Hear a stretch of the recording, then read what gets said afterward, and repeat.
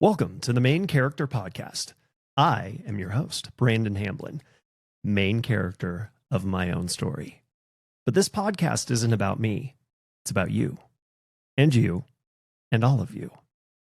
Every person that has ever lived on this planet, all 8 billion people here now, all that came before us, and all that will come hereafter are the main characters in their own story.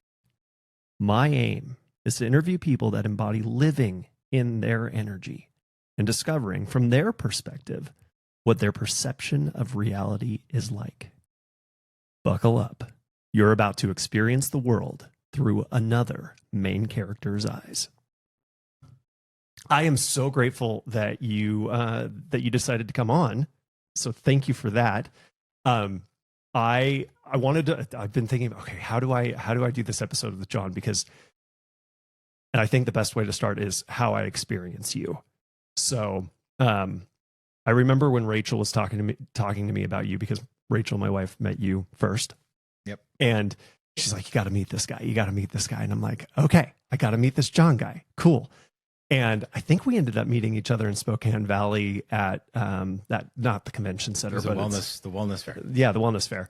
And there were a couple other people that had mentioned you. And so I kind of had this image in my head of you. And then when somebody meets you, it's Jon.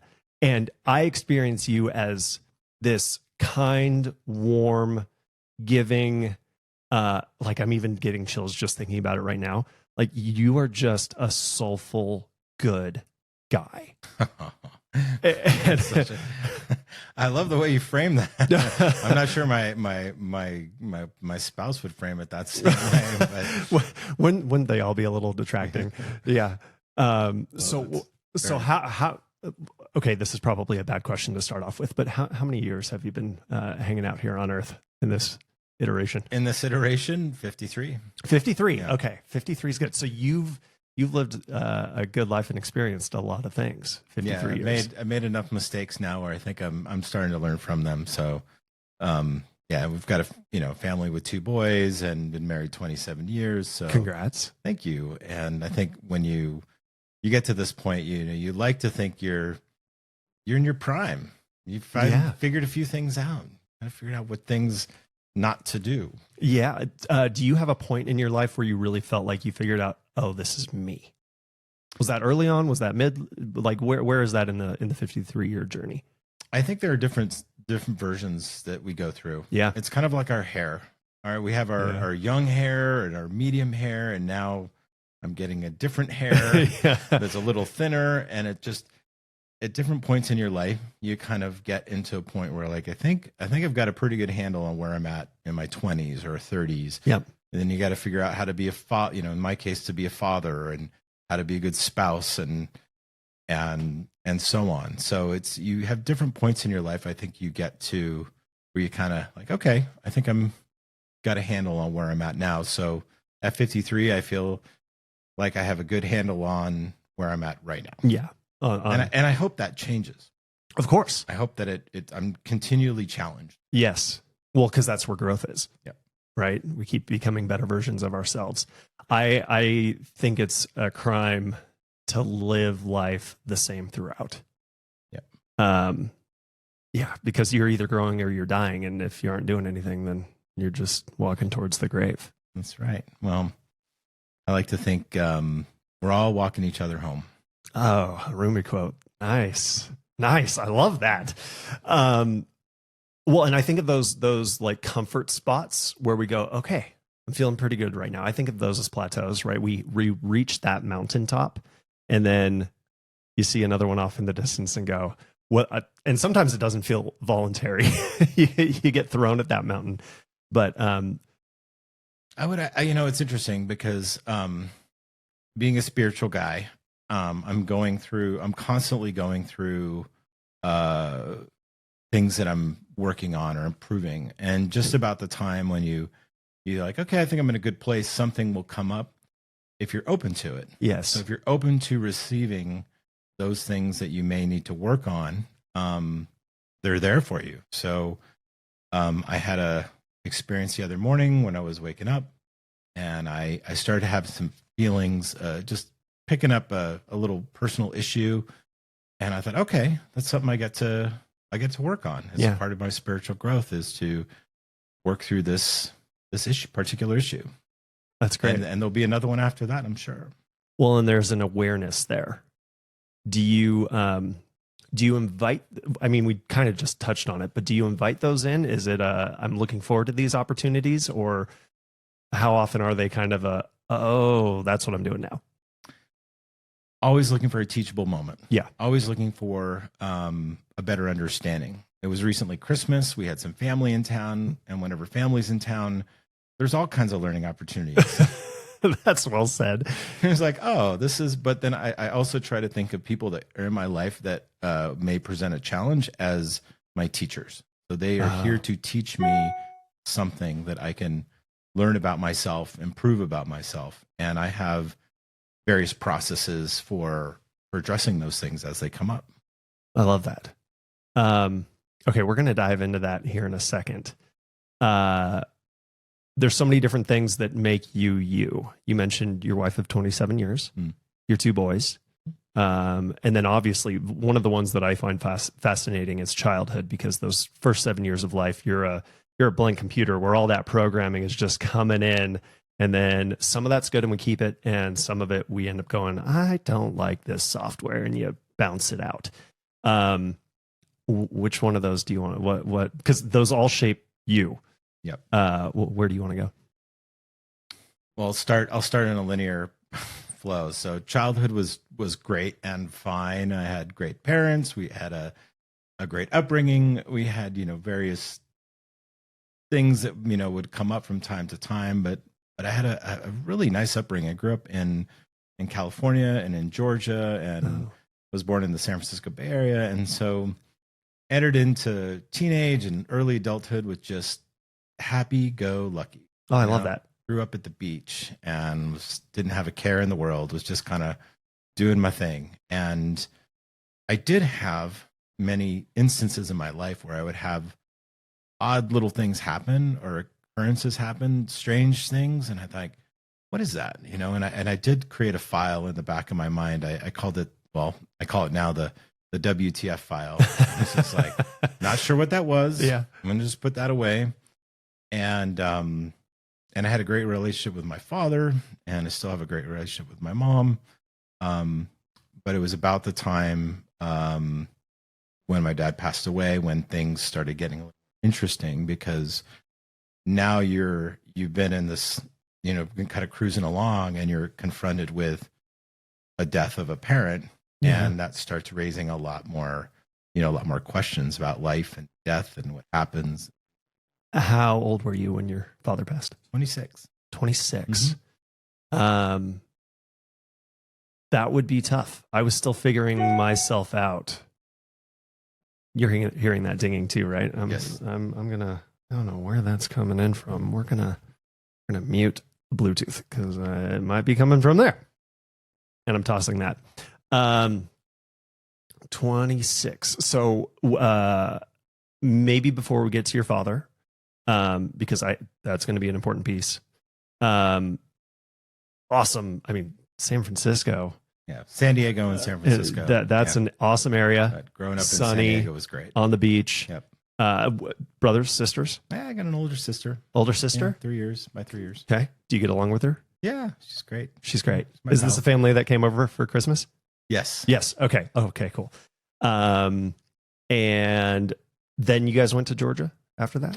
I was just a little guy when I grew up in Georgia. Okay. And it was, in those formative years when you're just starting to form memories and get a sense of yourself. And it was a wonderful place to grow up as a kid. Yeah. Yeah. So I was born in San Francisco, went to Georgia, lived in a little town called Lodi, then moved down to San Diego. And then San Diego was high school years, and San Diego is just, it was a great place to grow up. It was such a blast. Well, and we were down in San Diego 2 years ago. And I remember the Uber drivers taking us to and from, and like one was a doctor, another one was like a commercial loan dude. And they're like, yeah, it's so expensive down here that we have to have. And I'm like, you guys make good money and you're still driving Uber. This is nuts. But I think about the 50s, 60s, 70s, probably into the 80s. And it would have been it wasn't that. No, it was houses were affordable. It was a small, sleepy beach town. It was easy you could drive down to the beach on a Saturday at 9 in the morning and park your car. It was a very nice chapter. It was just a nice chapter, I think, in the amount of people that lived in a place that was desirable. So having it be accessible was really nice. Yeah. Well, and I have this, every part of the country is so unique, right? You think about people in the Northwest, you think about people in California, you think about the South, you think about the Northeast, and the Northeast is spent a little bit of time over there. And I'm like, man, these people are something else. But there's like, California has that beach bum, sun bleached hair, chill, going down to the beach. Everything's cool. Yep. And I think you still carry some of that. I never wore shoes and I never wore pants. And so I just walk around in shorts and bare feet all the time. That sounds great. And, in the wintertime, we might put on a little jacket or something, but it dipped below 70. The day I got my driver's license, I went down and grabbed my buddies. We went down to the beach and I think we were down there for 8 hours after a quick stop at, Mickey D's to get 20 hamburgers for the day and just spent the day in the water. It was a really nice upbringing. I was going to say, it sounds very enchanted. Yeah, it was. What was because that again, obviously shapes everything. What did you expect going into adulthood from that kind of setting? I think what happened is that you start with a free, a person who has a free spirit. And I do put myself in that category. Life becomes very different when you realize you also have a sense of responsibility. Yeah. And those two aren't necessarily compatible, sense of responsibility and a free spirit. And so it wasn't before long, once I started working and that I realized, I've got responsibilities. I've got to do all these things. And that takes away from just being a free spirit. I mean, I tried. My wife and we got married and we bought a one-way ticket to Australia. Oh, cool. And we just traveled around the world for 14 months. And our only rule was not to plan more than one stop ahead. So we'd get somewhere, then we'd figure out where we're going to go. And we covered a lot of ground in 14 months. Yeah, that sounds amazing. Did you stop? I mean, where you went to Australia, what let's dive into that little segment for a second. I should back up a tiny bit. So for our honeymoon, we went to Africa. Okay.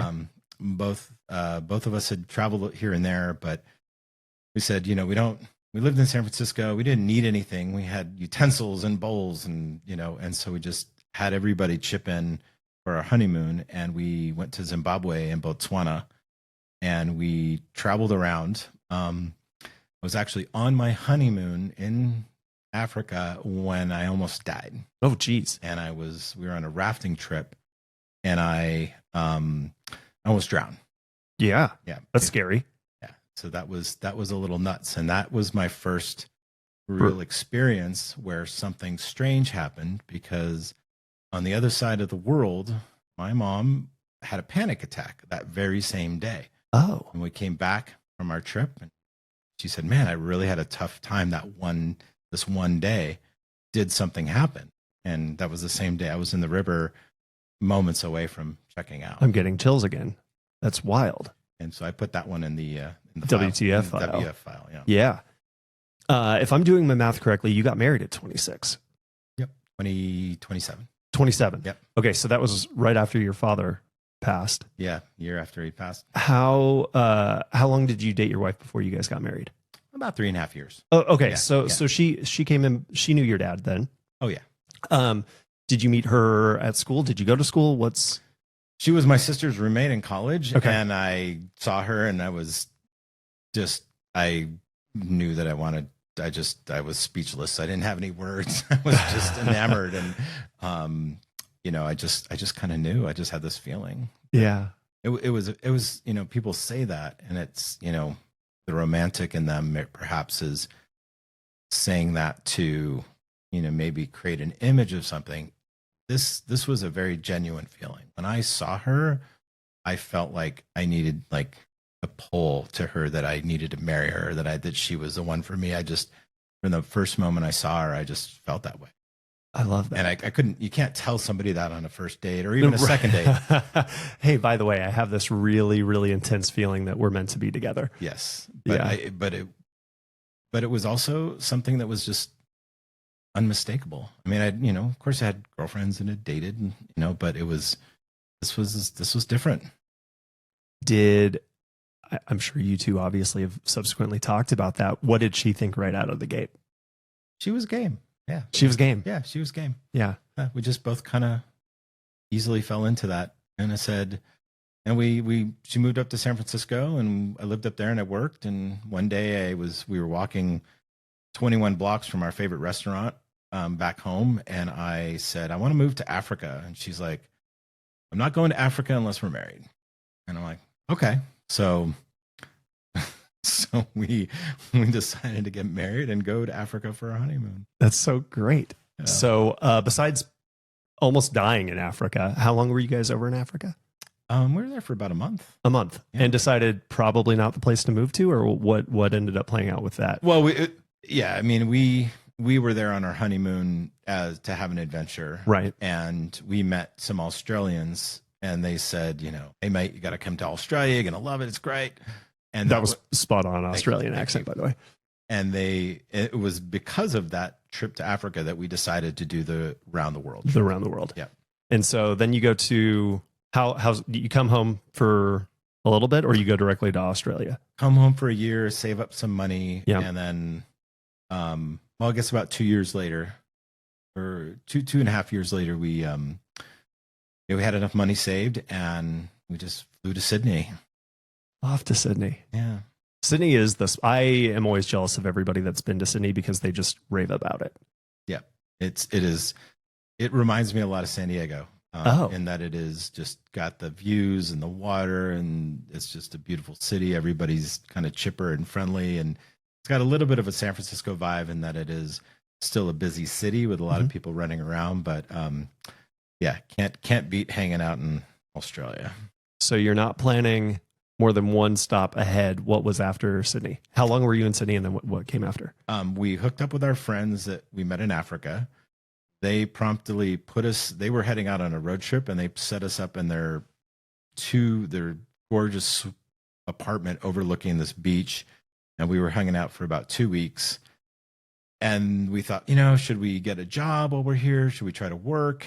But again, that free spirit supersedes the sense of responsibility. And I'm like, let's just go. Yeah. So we took off, and we just started heading north up the coast, inland, outland, all over the place. I mean, we went to all kinds of interesting towns. We stayed on a sheep farm. We were just bouncing around, having the best time, discovering Australia. We were, we'd only been married a couple of years, and we didn't have any kids. We didn't have any responsibilities. The student loans had been paid off. It was like, you get to go live life, free spirited. There was a moment, and I've only had this feeling maybe twice in my life. This was one of the times, and it was we were in Sydney, and it was like, we are free. We are completely free. And I would wish that everybody would get that chance just to feel that even once, to know that you can go anywhere you want, do anything you want. There's nobody waiting for you. You can just go. You had enough money in the bank to, travel staying at youth hostels, which are cheap, and we just like, anywhere, let's go. Where do you want to go? And off we went. I love that. You say you've only felt that. I mean, I totally agree. It would be lovely. One of my biggest issues with the way that the world works is it almost feels like right out of the gate, especially in adulthood, you have that responsibility, and then people just live in that the rest of their lives, and they don't ever get to touch I'm free. How, and obviously a big piece of that is monetary. What had you picked your career at that point that you had made enough money to do that? What was, how does being able to supplant that work? Fortunately, I majored in advertising and design. Okay. And I can do that anywhere in the world. Yep. So I can walk into any major city in the world. You have a gig. And pitch my portfolio and see if somebody will take me on to work. Yeah. Minus any kind of labor restrictions. Same goes for Australia. I interviewed with a couple advertising agencies while I was there, and they're like, "Oh, we like your stuff. We're not hiring right now." But as it was, we traveled up through Australia. We went to Indonesia, and then we were getting a little low on funds, so we went up to Singapore. Oh. And Singapore has a very robust advertising community. And I passed my portfolio around. I met with some creative directors, and sure enough, one of the world's largest agencies said, "Yeah, we need somebody to keep the seat warm. Come on in, start on Monday." And in Singapore, it's really easy to work. You just show up with your passport. They get your green card the next day. And off you go. Next thing I know, I'm working on Apple and Nivea and Audi and my gosh, Caltex and doing all kinds of projects for big major corporations and traveling and making money working as a designer and an art director in Singapore. That's fantastic. Well, and you say NVIDIA, and at that point, or did I say NVIDIA? I meant NVIDIA. It's the skin. Oh, NVIDIA. Yeah. Different. Okay. All right. I was going to say, because man, their stock, holy cows, today. It's crazy, but NVIDIA. Yeah. What drew you to that field? Other than drawing on my folders and getting in trouble in school, I love the idea of living your life with an open mind and being able to play. And so when you're coming up with ideas, it's playtime. You get a chance to create. And at the core of who I am, I'm a creator. That's what I do every single day. Even before today, I was working on some concepts for an idea for a trade show. And it's still as fun today as it was when I started. It is about the sheer act of staring at a blank piece of paper, having a pencil and saying, okay, I need an idea, and working on creating something. And I think that, you asked me early on, where are you at, or, in a good place. And I think the place that I realized I'm at is that I am, even at this age, I embrace the idea of being a creator. I love that. And it sounds like you realized that early, at least early enough along to make that your vocation. But were you creative in childhood? Did you know that about yourself? I think so. Yeah, I think so. I was, always interested in, I was always a kid who was doing arts, and I went to art school, and I was always, liking the creative side of things. And then I didn't realize that, actually at one point at San Diego State, early on in my education, I was a painter. Okay. And I realized that I would starve. Like if I tried to, you would be literally the starving artist. Right. Yeah. Like, okay, I'll go to school, I'll get a degree. My degree will be in painting, and I will have to find some other job. But I loved, watching the Super Bowl commercials. Oh yeah. The old Wendy's, where's the beef commercials? And I'm like, I could do that. I think I could do that. Yeah. And turns out I could. So do you, do you still create any of the art now, the actual, like the images that are coming up? Is it the ideas? Is it the pitch? There's a lot in marketing. How do you use that as the creative outlet? What's your specialty? Sure. So these days we work with a lot of business to business clients, and they do all kinds of things from designing websites and marketing campaigns. And I call myself now a strategist and a creative director. Okay. Nobody knows what that means, which is good. So talking with a client, it's like they come to us with a problem, and we help them come up with solutions and an approach as to how to solve this usually marketing problem, and then the creative assets or the creative concepts or design that goes along with that. So, and that part of it it's always interesting. It sometimes can be a little stressful because usually you have less time to do stuff than you want. Oh yeah. And it's hard to say, okay, you've got a day, be creative. Okay, no matter what's going on in your life right now, you just need to be creative. And sometimes that's a little bit of a challenge, but it also, it affords us to have a little life balance as well. So being here in the afternoon on a Friday, but I'll probably be working tomorrow on a Saturday. And yeah, it is just the sheer joy. It just absolutely comes down to the joy of creation. I love that. Well, and you wake up every morning excited to do what you do. I do. And that's the best part. Yeah. People, and I think finding your authenticity, is a challenge. Finding what really does find you joy in your life. We all have to have the practicality of paying for life and rent and whatnot. But I can call myself lucky in that I'm doing something that I enjoy. I mean, not every day is amazing, but I've also worked with amazing people. That helps. Surrounding yourself by other creative people who are in the business of producing creative, making an impact with the work that you do, being able to change hearts and minds, and then knowing that all kind of sprouts from. I always start with a pen and paper, just a blank sheet of paper. Yeah. So to this day. Yep. Yeah. To this day. That's the best. Which is amazing considering all the technology we have and all the different programs that you could use and everything else. I'm going to put this in my hand and let it pour out.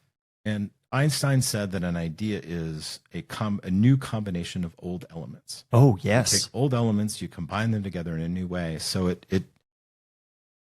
it seems to be logical that the more you kind of have in your brain of experiences and the more things that the more tools you have to work with, or the more things that you combine, the better time you'll have of coming up with new combinations. Right. And so when I say like you hit your prime in my world in business, a lot of the great creatives, they really do hit their prime in their 40s and their 50s because they just have more exposure to draw upon. Yeah. Ideas.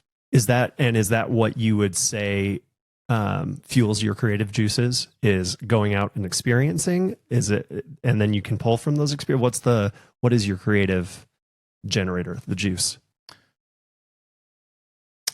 Making sure that we really understand what emotionally motivates our client's audience. So what is really important to the person who's going to be seeing, whatever this communication is, what's going to be their emotional driver, and so we really do spend a lot of time trying to understand people, trying to understand what motivates them, trying to understand what kind of problems we can help them solve with maybe a product or a service.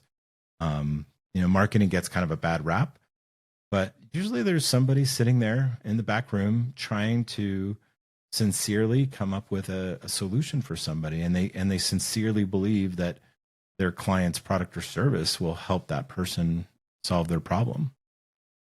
So I've met, through networking and all the different business things that I do, there's always somebody out there that wants to SEO optimize, or right, like they're way more algorithmic driven, it feels like, than they are genuine.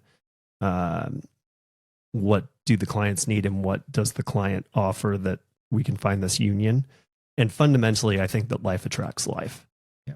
And I don't care what your service is. If you are out there to bring good to somebody, there's going to be a way to market that.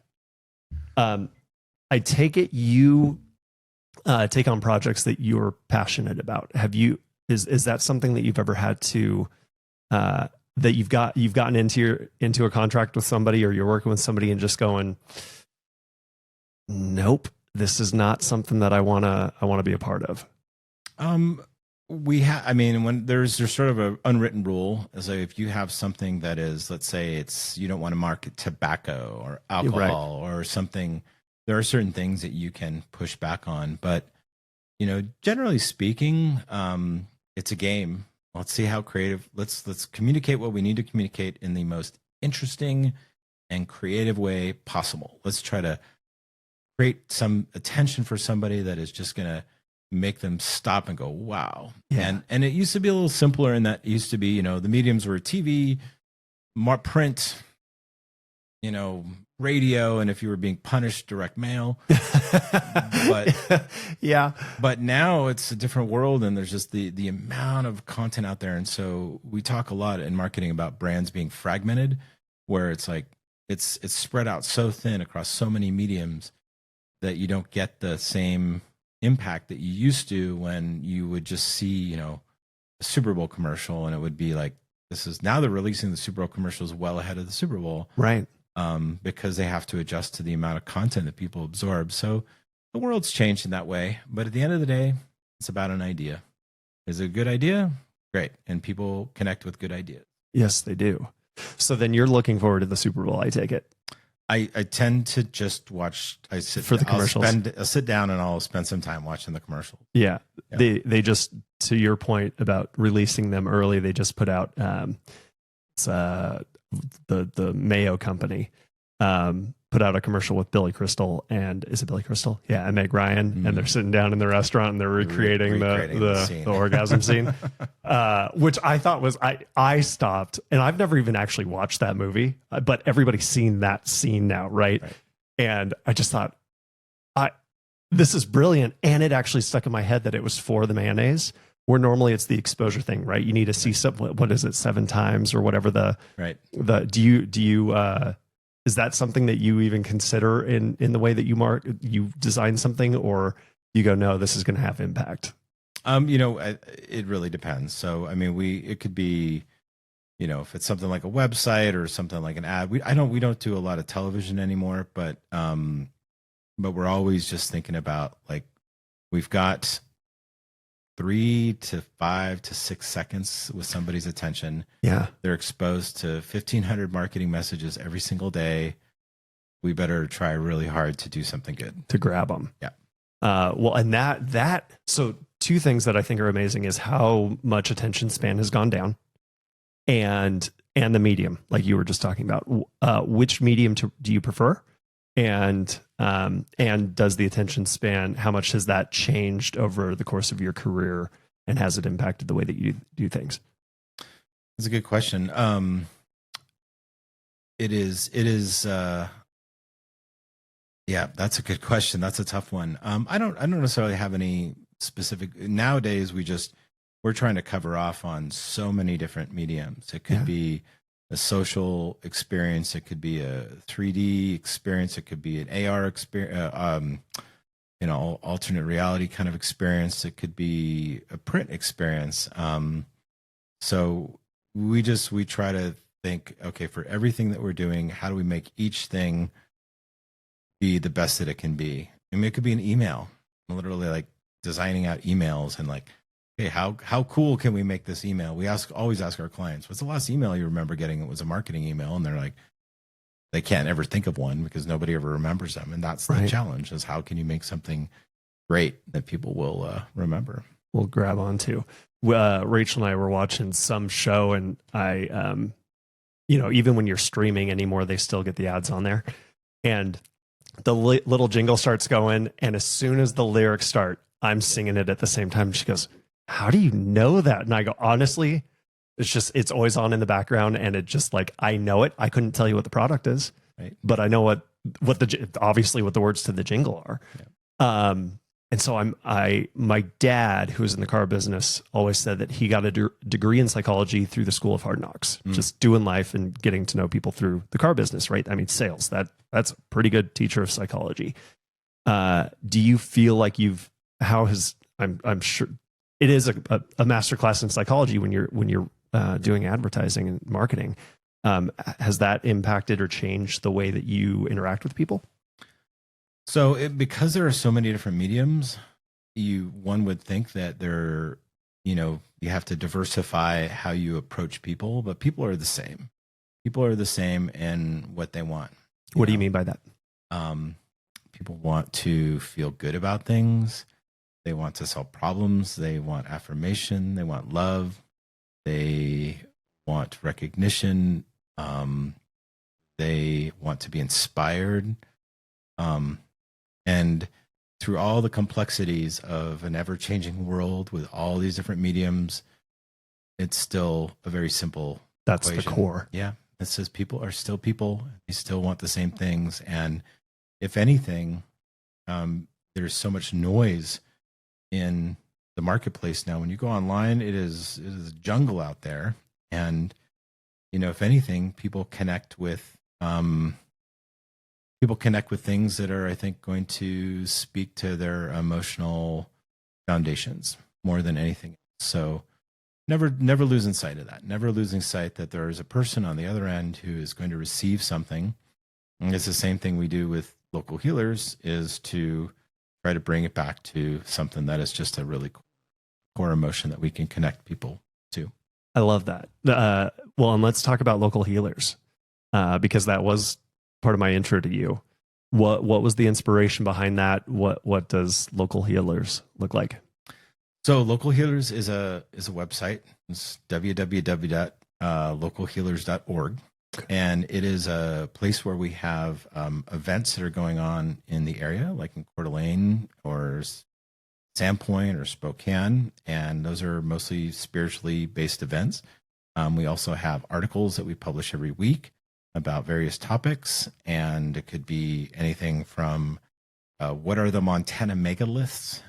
Which is awesome. Which is a really fun topic. We're going to have to circle back on those because I'm fascinated by them. Oh yeah, those are just naturally occurring. Right. Or what is what is an awakening experience? And we've got somebody who just wrote a story about surviving cancer. And then we also have a list of all the healers, well, not all the healers, but we have a lot of healers represented on the site in the area. And that could, lots of different modalities. They range from Reiki to hypnosis to energy work, mediumship, all kinds of different things. And it's really to serve as a resource for people who are looking for answers, a place to go and find what inspires them. So with your marketing abilities, you could have picked anything personally to use those skills for. And that's what you chose, which I appreciate, by the way. Why? Well, I have to step back a minute because so this collection of WTF experience isn't my file. Yeah. Well, and I was going to say, and maybe this is a part of it. I wanted to come back to Dad. Yeah, it all ties together. So those experiences added up to a point where during the pandemic, my wife and son took off because they were like, can't stay in the house anymore. And they went and drove down to see grandma down in Arizona. And I was sitting there at my house with my eldest son and the dog.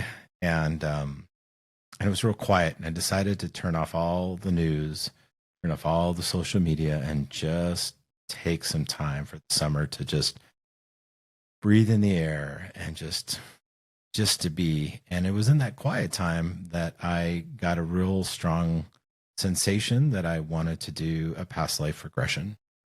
And I didn't have a clue as to why. It was just a gut feeling.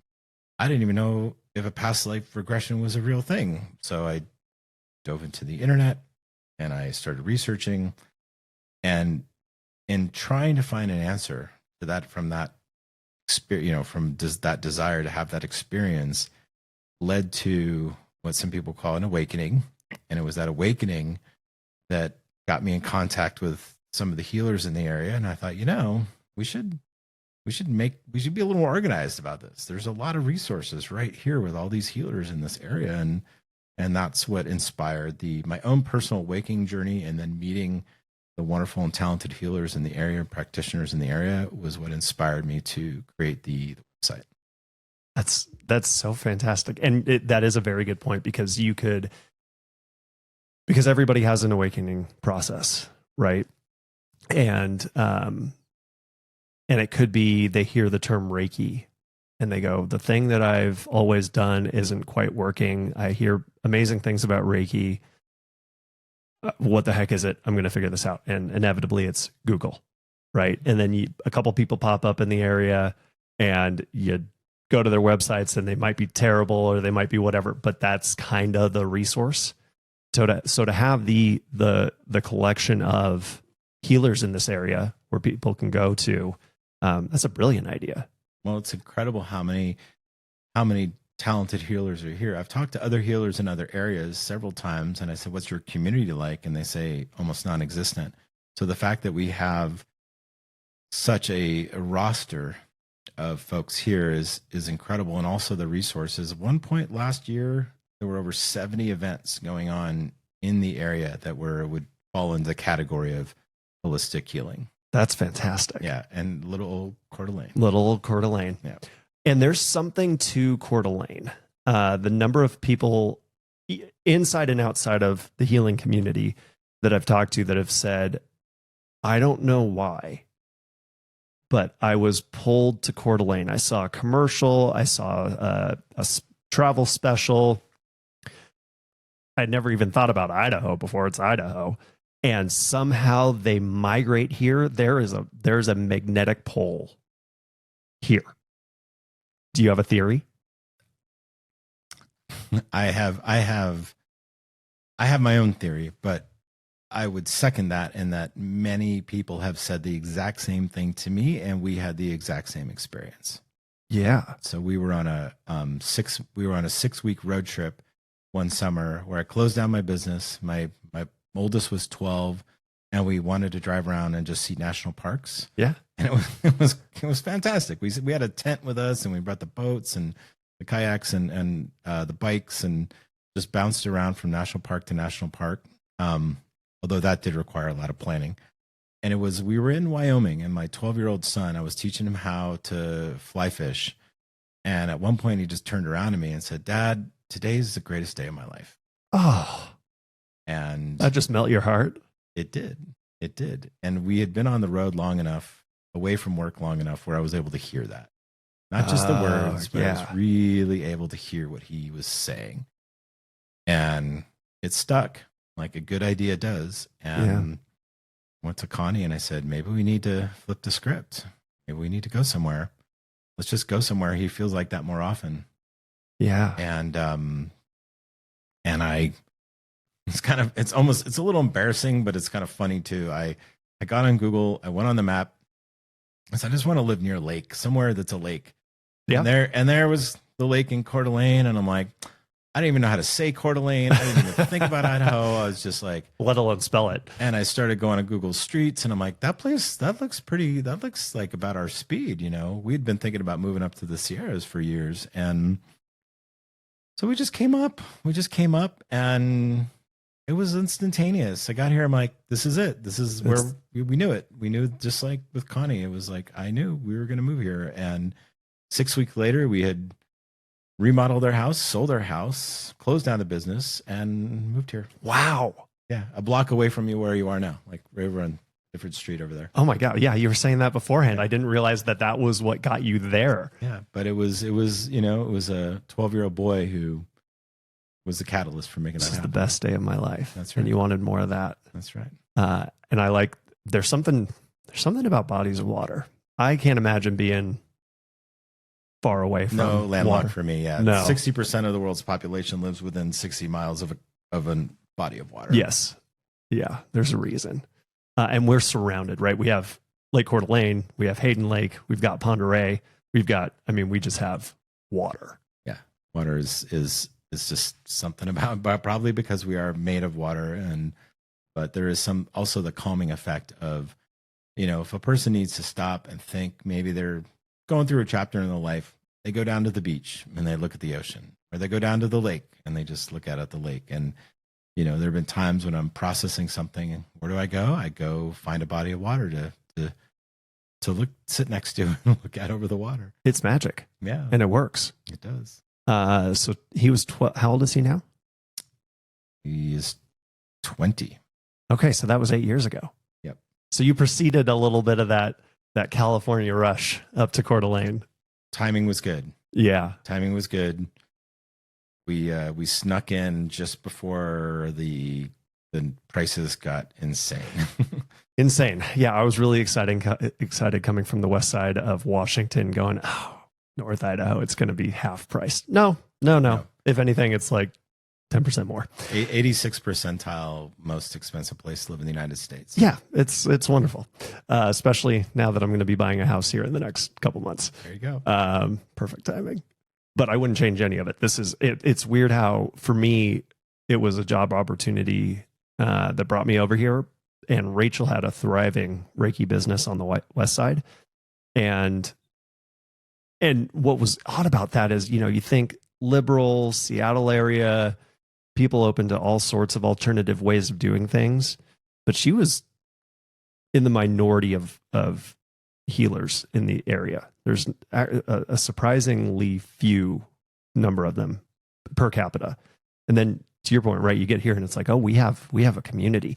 The other thing that I love about the community is, for the most part, we get along, right? We want that community. We want to support each other.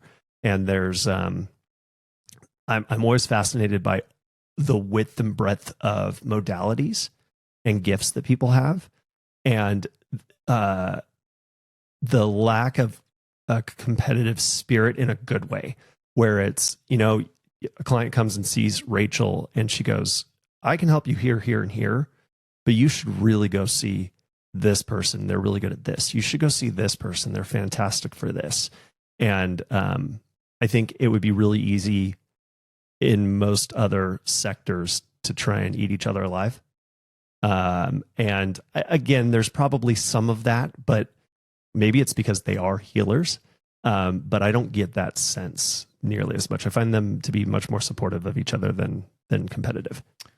Last year, and we're going to do this again in the spring, we're going to host a healers meet and greet where they can just meet each other and get together and say hi, because a lot of times you work independently. Right. And I mean, we are trying to create a sense of community, and everybody loves that. They love to meet each other, find out what their different specialties are, their different signatures are, and maybe somebody does Reiki work, but they also do intuitive healing, and somebody does Reiki work, but then they do chiropractic. I mean, everybody's got their own little way of doing things. My modality is it's unique to itself, so it's everybody kind of does their own thing, but there is a sense of, I mean, when these people see each other, there is such a genuine affection and just openness. There is such a genuine connection, and it is really special in that regard. It is just like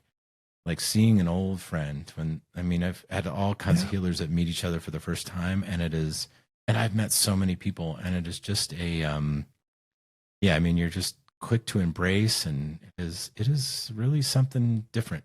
It is. Well, and there's so many little things that you've said throughout this so far that I'm like, we got to come back to that. We got to come back to that.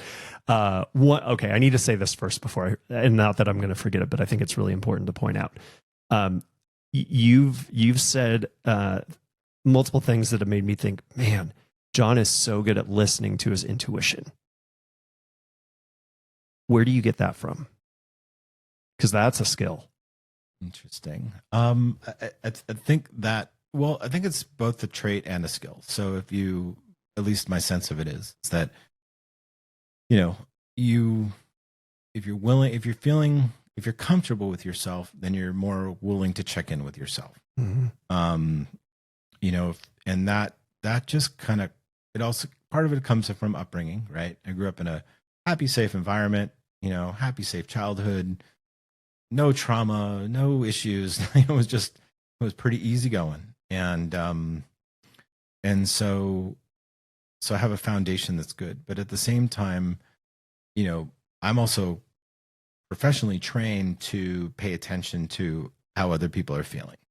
Yeah. And so that is because as a marketer, I need to know how people are feeling, and to the point of also then providing a solution for what that person needs in marketing. So where are they coming from? What are their demographics? What are their psychographics? What do they need? How can we help them solve their problem? And if you do that over hundreds upon hundreds of projects, then you get pretty good at that in the real world, in your daily life too. So it is a little bit of both. It's a little bit of training, and it's a little bit of upbringing, and a little bit of just who I am.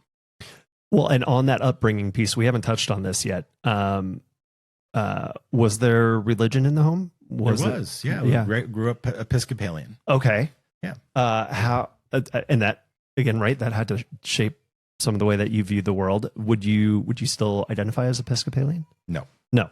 And again, I've maybe this is time to dive into dad. So 26. Yep. So Yeah, and my dad and mom were different. My mom grew up Catholic. Okay. My dad grew up. I can't remember what he grew up, but he grew up in a little coal mining town in Pennsylvania, and they would go to, religion was a big part of their lives, and I think Episcopalian was like meeting in the middle. Yep. It was like a little compromise. Like, okay, we're not going to do It's this. got a dash of this that we'll do, and a dash of this, and it works. And I was an altar boy, and we went to this incredibly lovely old stone and wood church in this little town. Would ride my bike on Sundays and go to Sunday school, and Father Knapp was our pastor, and it was just, they were just gentle and kind, and it was just such a, like I said, it was just like such a little fairy tale. And so it wasn't, I never left religion in the sense that I left what was meaningful about it to me. It was more of just kind of an expansiveness of, and part of being a free spirit is that you're just like, I want to be open to stuff, and I want to see what's out there, and I don't want to be restricted or constrained. I just want to go and explore things. And especially in a young person's young life, you're more apt to want to do that. So and also went to art school in San Francisco. So right. you kind of let go of, things that can keep you from having an open mind. And so it was more like a drift, like a slow drift away of just like, I'm just really curious about the world. Yeah.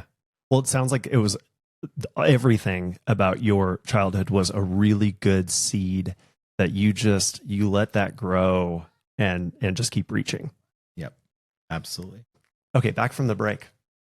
Where was I? Oh, so the healing community and tying that into your openness.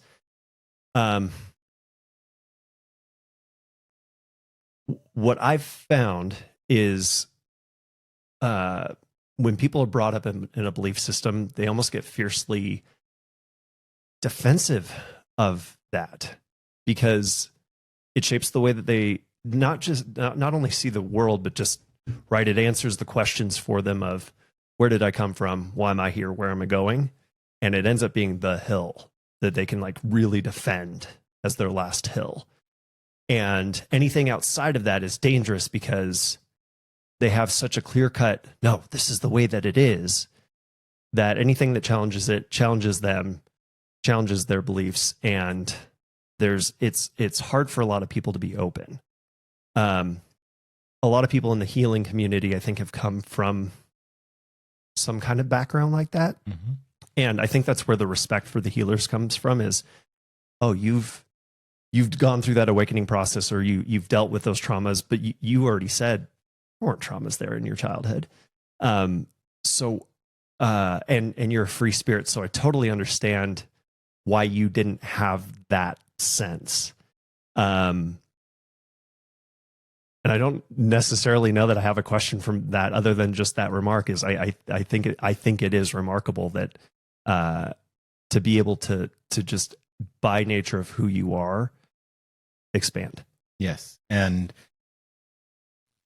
and I have many friends who are deeply religious. Yeah. And if anything, there's just a respect, where people are at, and of different faiths, of different varying faiths. And I know as society becomes more secular, we tend to lose track of some of those roots. But, I've reached a point in my life where I don't judge. Yeah. I just don't. What on earth is the point? Why are we playing that game? Why would I look at somebody and judge where the road that they're walking, or the path that they're on, or the journey they're experiencing? Their path is their path. And if I listened to a near-death experience video just this morning, as a matter of fact, and this person, they died. Mm-hmm. And when they passed over, or they came back, they had a very phenomenally impactful experience with Jesus. Yeah. And that was their experience. And I listened to a lot of near-death experiences, and I actually had a pretty close one myself in the river in Africa. Yeah. And people have different experiences, but who is to say, certainly not me, who is to say, there isn't any right or wrong. It's just their experience. Right. And I think it goes beyond non-judgment. It goes to acceptance. And acceptance. Oh, that's such a beautiful differentiation. Yep. And acceptance is something you really do with your heart. It's a lot different than neutrality. Yes. That is so well said. You asked me before we got on here who my target audience was. And I have such a hard time narrowing it down because I just had coffee with my really good friend who brought me over here for work. And he's a 4.5 out of 5 point Calvinist. 4-point Calvinist? I don't know. He's mostly Calvinist. And we have some of the best conversations. And I think sometimes he thinks he might be winning me over, but it's not even that. I have such a hard time going, no, you're wrong, because that is his experience. And sure. I think it's beautiful. And I love being able to share that with him. And, again, right, there's 8 billion people on this planet. I want to know, like, every single one of them is beautiful. I want to know. I want to know how. And everybody has their own heart song. Yes. Everyone has something where they're doing something, whether it be an activity or spending time with family members or a career, where it just fills them up and fills up their heart. You just know, like, I just enjoy doing this, and people, that's why people have hobbies, is because maybe they like their job. They don't love their job, right? But they go back to do something that they find joy in. And I think finding that authenticity, and it could be through the relationship with spirit, universe, God, Jesus, pick whichever one. Yeah. And it's that authenticity that really is when we find a sense of peace inside of ourselves. And so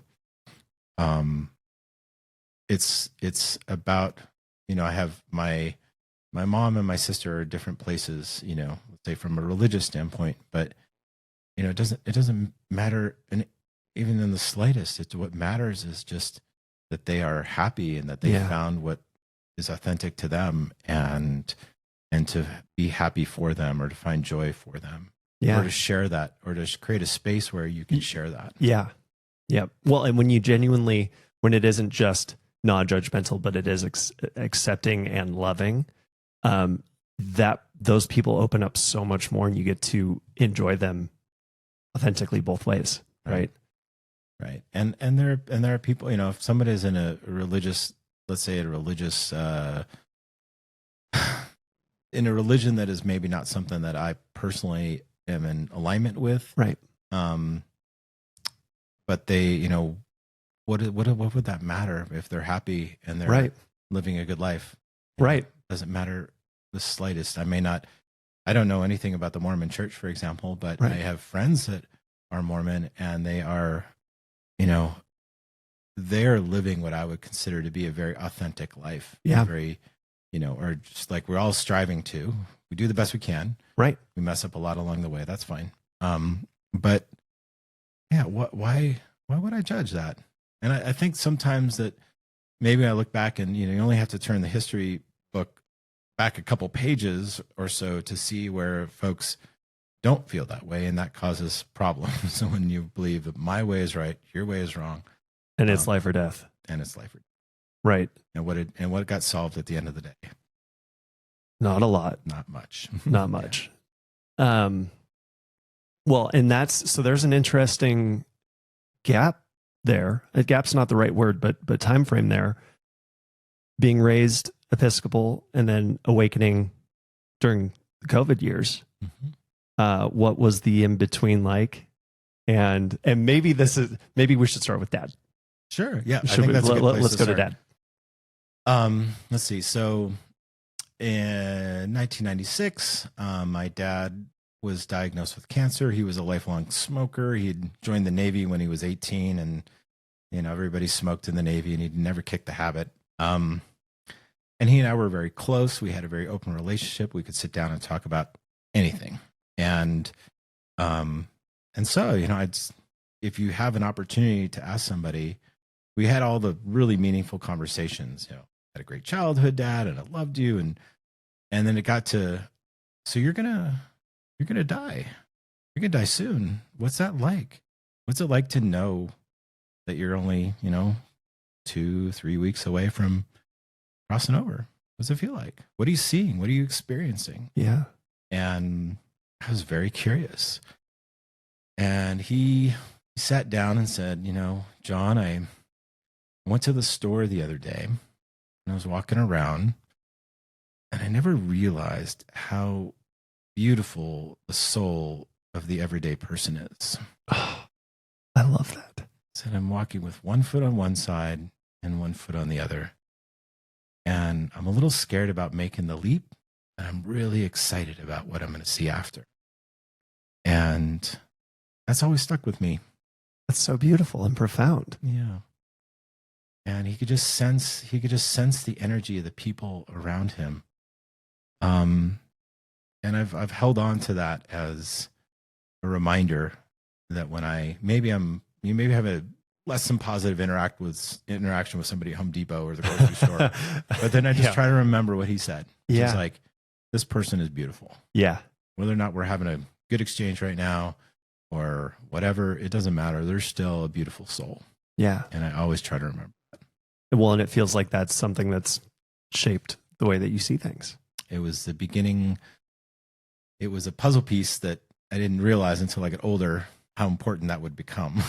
and it was even before he passed away, he would sit in the back porch and he would smoke because it really didn't matter anymore. Well, at that point, right? Yeah, he's like, I'm going to at least have a smoke. Yeah. And one day this cat showed up. It would go and sit on his lap in the back porch. I was like, Dad, where's this cat come from? He's like, I don't know. It sits in my lap. Every time I'm here, it's here, no matter what. I'm like, that's really odd. And I tried to pick it up one time and pet it, and it gently left my lap and returned to his. And it was the night he passed away, which I'll speak about. And I went to the front door, which was quite far away from where he was in the back porch. And I opened the front door, and there was the cat sitting there in front of the door, and it jumped into my arms. Whoa. And it just started purring, and I was looking up at the sky and the stars, and this cat just was there petting it. And I'm like, I do not understand what is happening, why this is. I know something is happening. I know in my bones something's happening. And that was the cat. And so that goes in the file as well. This cat file cabinet just keeps getting bigger, right, bigger and bigger. The night he passed, it was almost like the ceiling was translucent. It was almost like I feel this light and this energy, like it felt like heaven is opening up right above you. Yeah. All this, my hair, every hair on my arm, body was standing up. And before he passed, he did say, if there's any way I can get in contact with you, if that's possible, I will. Yeah. And I'm like, okay. And so we had a very, very good conversations, very unusual experiences. And it wasn't until 4 years later when we were traveling around the world that he fulfilled his request or his promise. That's amazing. And you have to do tell. Okay. So even though we started in Sydney, at one point we ended up in Turkey.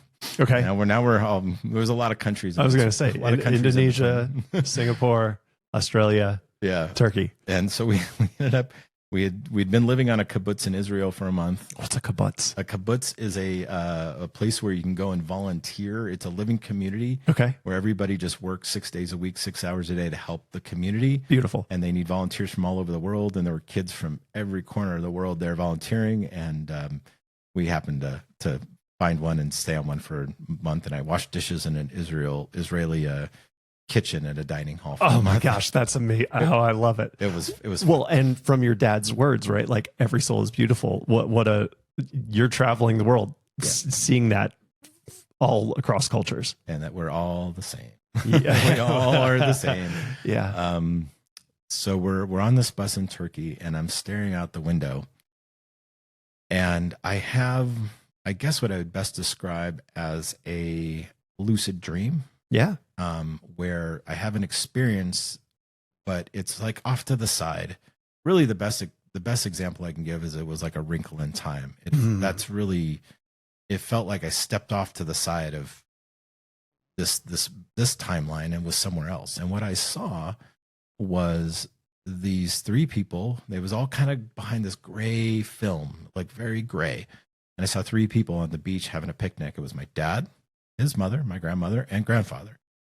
And it was in this place that was like this, the water was dark. The cliffs were almost impossibly high.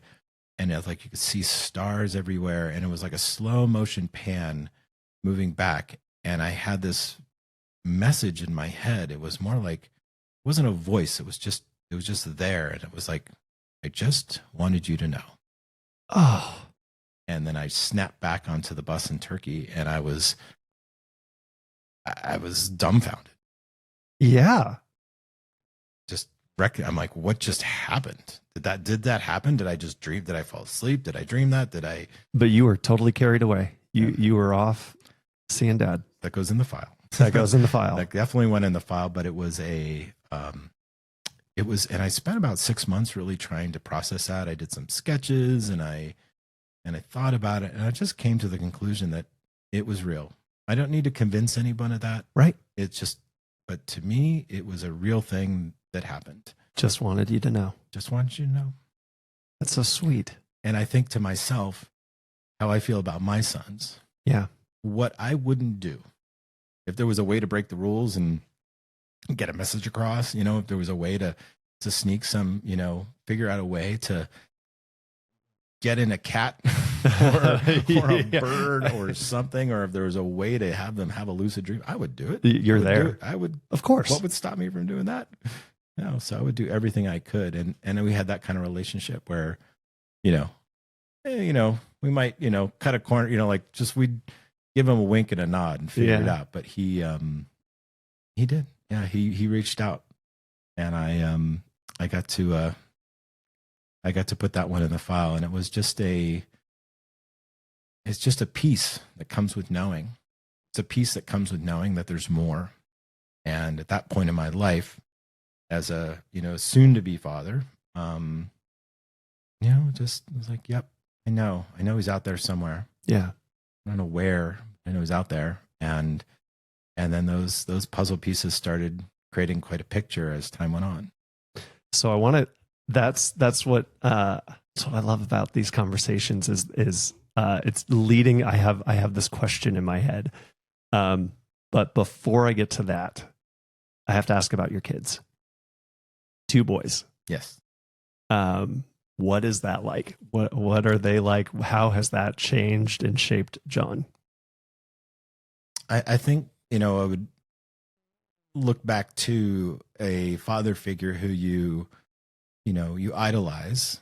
And it's always nice when you can idolize a parent. It's not always the case. So I was very fortunate in that respect. And then you hold yourself to a standard. Like, am I doing as good of a job as my dad did? And if you lose your cool, right? You beat yourself up. Oh man, I should have handled that better. I should have said that better, and I think part of it is just having 2 boys. You like all the parental stuff. You want the best for them. You push them. You want them to get off the screen, for goodness sake. Please get off your iPad. Please. There's a great world out there. Go, here's a shovel, go dig a hole, or find anything but like being on screen. And what I realized is that they're their own people, mm-hmm. and they're their own free spirits, and I should afford them the same freedom to find themselves that I was afforded. That I should give them the same latitude to make mistakes, to go out there and just figure it out that I was afforded. And they might just be different people in that I have to kind of give them a little nudge sometimes. Uh-huh. Whereas my growing up, I'm like, I'm 18, I'm moving out, let's go. Just because why not? It'd be fun. Let's go move to the beach. And right. And they're not that way, but I also feel like I'm in the middle. I think we're all kind of in the middle when we look at our own lives, but I can look back at my parents and my grandparents who I knew, or I can look forward, my children and what may or may not be my grandchildren someday, and just realize that, the middle, kind of a nice place to be. It's kind of a good spot, isn't it? Yeah, it's a good spot. Yeah. Not at the end, not in the beginning, but kind of like the middle sometimes. Yeah, the middle's pretty sweet. Well, and it's funny coming from the Mormon side of things, because I remember it was so, right, there's all these things that you do in your youth. It's like the equivalent of an altar boy. You do a couple things on that side, go through seminary, go on your mission, get married, have kids. And then from having kids, the term is endure to the end. And I remember thinking, oh yeah, okay, we checked all the boxes. We're saved, more or less, right? That's not the term that they would use, but that's what I'll use now. And now the next, 4, 5, 6 decades, we're just enduring. There's something coming at the end. It's going to be really good, but until then, we're enduring. And it so negates that middle that you were just talking about. And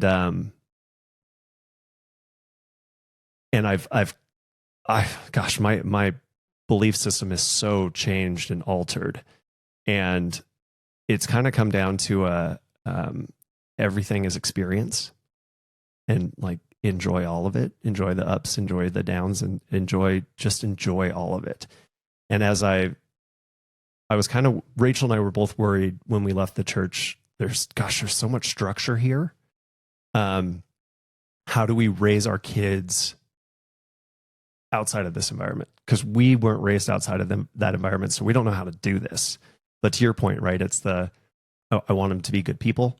But they are their own people, and gosh, it's got to be the same way with the two of them, right? You look at them and go, I don't know how you're both so different, or how you got to be, but you are both such individuals. I look at my 4 kids and go, oh my gosh, you are all 4 such individuals. And just when do I let them touch the stove? When do I try and protect them from the stove? Do I even have a say in any of that?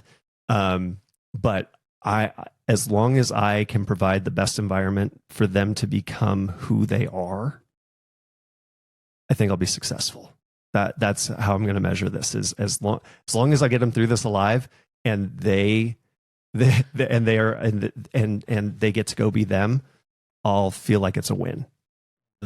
Yeah, and I can tell you that I was a beneficiary of that model that you're describing. So my parents took the same approach, and they weren't perfect. They made mistakes, and there were times when, maybe somebody had a couple too many drinks in Thanksgiving, night, and said some things, or, there were a couple little things here and there. But all in all, there was an environment that helped facilitated us to find out who we are in our own way. Yeah. And that freedom is, you sometimes you got to let somebody fall down a little bit to figure it out, and they got to learn their own way, and that's fine. But it's interesting that you said, about having the experience, because literally just 2 mornings ago, or was it actually was this morning? Never mind, It was this morning. I was waking up, and I got a sense of what would it be like to be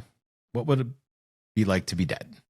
Right. So if I was dead, if Jon Anderson was no more, and I was okay, it's recording again. Okay. Well, that was a fun little blurb. Okay, commonalities between near-death experiences. They inevitably end up meeting. They have that overwhelming sense of love and peace, and nobody goes up there and says, "Man, everybody was a jerk, and people were mean, and there was jealousy, and there was fighting, and there was negativity." Nobody says that. No. Now, some people do have if they're really, really worried about hell or purgatory before they pass away, it is not uncommon to have some experience that resembles that, but consistently. And I've listened to probably a good 100 or 200 near-death experiences where people will say, but eventually there was a light. Yeah. Eventually somebody came and got me, or eventually I was let out of this kind of, and I think maybe we bring a little bit of that into our experience when we have, and how fascinating. We've got people that have died, and they're not near death experiences. They are death experiences. Yeah. They've died and they've come back and they're sharing what they saw on the other side. Yes. And to me, that is incredible. Like, you've gone to the other side, you came back, you wanted to share what you experienced. And I think what happens is that, the people that if we take this collective kind of data and we put it together, it starts to paint a picture of what that's like. And so this morning, for some reason, I had a feeling like, what would, if I was dead, I would just be happy and glowing and up there and being a ball of light, or in heaven or in the universe or whatever it is. And I wouldn't have this other stuff that I have in my life, which is things going wrong or a problem to solve, or, maybe have a disagreement with my spouse and we need to sit down and have a dialogue about it. I wouldn't get to have those things because those things aren't there. It is all good up there. And so it's a gift. It's a gift to learn and grow. It's a gift to be challenged. It's a gift to stub your toe or to scrape your knee. It's a gift to have some of the things that are in front of us. And it's up to us to choose, if we want, to think of it as an experience to grow and learn, a teachable moment, or to have people in our lives that challenge us and think of them as teachers. Yeah. Not as somebody to look down on. And when we go back to this kind of idea of removing judgment and removing, our kind of biases, then we're much more open to having those experiences. I think that's really well said. Well, and I think our finite lifespan is a feature and a benefit. So many people are worried, oh my gosh, I only get this long, or they worry about death, or isn't it the constant reminder to stop and smell the roses, even if it's dog shit? Even if you believe in a past life experiences, not everybody does, but even if you do, this life is still such a gift, and you should treat, my friends came to town and they said, what's it like being in Idaho? And I said, Idaho has taught me to enjoy everything that I do. Oh, yeah. Idaho is a place where even if I'm just washing the dishes, I'm just like, I'm washing the dishes. How about that? Or even if I'm, whatever activity I'm doing, I just find some, and maybe it's the pace of life, maybe it's the sense of peace up here. I'm not sure, but I just try to find, in a very kind of Zen way, or Buddhist way, I guess, to find joy in, everything. It doesn't mean it doesn't mean you're, there are times when I'm like, okay, guys, it's after 9:00, you need to be off the screens, or there's definitely some of that chore, but it's still, still look for it everywhere. And I think when you look for things, you find, sometimes you actually find them. So you do find that joy in the experience of life, no matter how wacky it gets. Yeah. That's so beautifully said. Well, and that kind of leads to the question of, what do you think it's all about?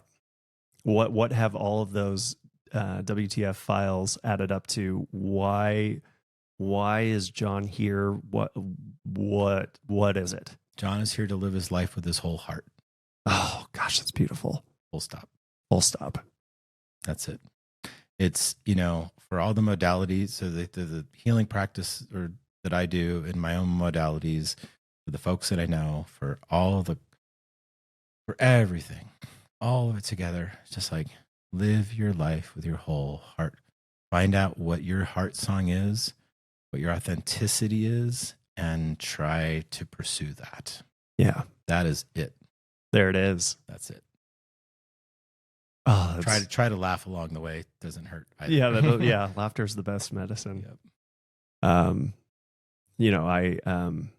I've said this before in a previous pod, but I'm a fan of psilocybin, and one of my journeys, I had a pretty clear intention going into it, and the opening 45 minutes to an hour of it was, you get to see hell first. So the opposite of those near-death experiences or death experiences And it was, you guys just keep choosing this. That's why you're getting hell on earth a lot of the time. That's why you have wars. That's why it's because you guys are choosing it. And that's so antithetical to what you just said in the best way, right? Like that, go live your authentic life. Go live right with your full heart into it. And it's, it's not it's a lovely little phrase, right? And it is something that I strive for. But striving, again, it's like also try to embrace the human experience of ups and downs. So yeah, it's not, there's no absolutism to it. It is a process like anything else. Some days are good, some days are less than good. But I got to really talk to my father before he died. Yeah. I said, what would you have done differently? What do you regret? What do you, I asked him everything I could possibly think of. He said, I'd never, I do wish I'd not spent so much time in the office. Oh yeah. More connections with the people I care about. And,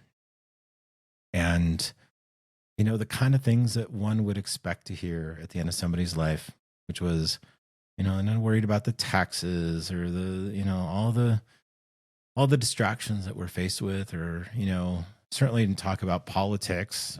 There was no mention of, I wish I'd changed my party affiliation, nothing like that. That wasn't high up on his list. Not on his list. Weird. At the end of the day, right? And so we know all these things. Right. We know.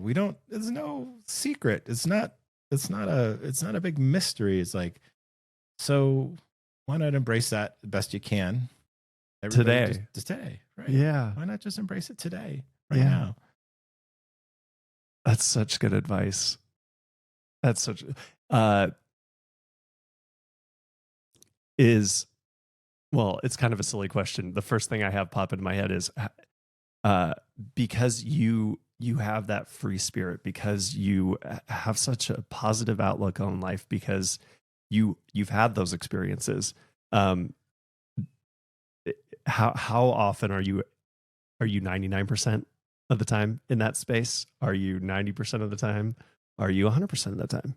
Definitely not 100%. Definitely not 100%. And know thyself, right? So know when you're tired, your patience is going to be less. You have kids, so the equation is already, out of balance anyway. So just in terms of like, okay, guys, we gotta learn stuff. But I think overall, the awakening process for me has resulted in people would say a different people would go as far to say a different person. Oh, but I would say even just a really different mindset. Yeah. I've always been a decent guy. I've always been a nice guy. I've always been kind of a philosophical guy. Yeah. But the awakening process resulted in, it's the less is more theory. You let stuff go. Yep. You don't have that baggage. You let stuff go from inside. You let stuff go that you think is important, that's not important. And you're living a lighter life. You're living a life with less stuff to deal with. It doesn't hurt to live in a beautiful place of the world. Amen. It doesn't hurt to be able to walk out your door and look at the sky and just go, wow, this is a beautiful day, and or see the mountains or the nature. And so a light, and sometimes what I've told people, my friends, to say, just think about how to lighten your heart. How can you lighten your heart? The burden that you put on yourself, we're really good at that. One of human specialties is putting big burdens on ourselves. Oh, yeah. And judging ourselves. Just self-kindness, self-love, and lightening your heart. And that being part of the awakening experience changes a person. It certainly changed me. So what does that look like? We've referenced the awakening process throughout this. And I think everybody is getting at the same thing, but there's slight variations there. What does that mean for you? And maybe more about what it looks like. Sure. And I also want to preface that the awakening experience is different. Everybody's awakening experience is different. Yes. So my experience is unique to me. And And for some people, it can come with its own challenges as well. Yeah. These, what is the awakening experience? I think the awakening experience is realizing or coming to know. Let's say it's coming to know that you are part of a universe that is held together with love. Oh gosh. You've had so many bangers today, Jon. That God, we need to make some bumper stickers. We need to like print this on people's heart. That is, again, so well said. Not easy to define, but it also, for all the complications, all the complications that we talk about, complexities rather, it comes back down to very simple themes. Yes. Living your life with your whole heart. At the end of your life, what is it that is going to be important to you? Knowing that love is the thing that binds us all together. How did my mom know that I was drowning on the other side of the world? How? What was that? I mean, I was thinking there's no tool. You have this wonderful mixer here. It's on the table today. We've got the microphones and the lights. There's no tool that measures love.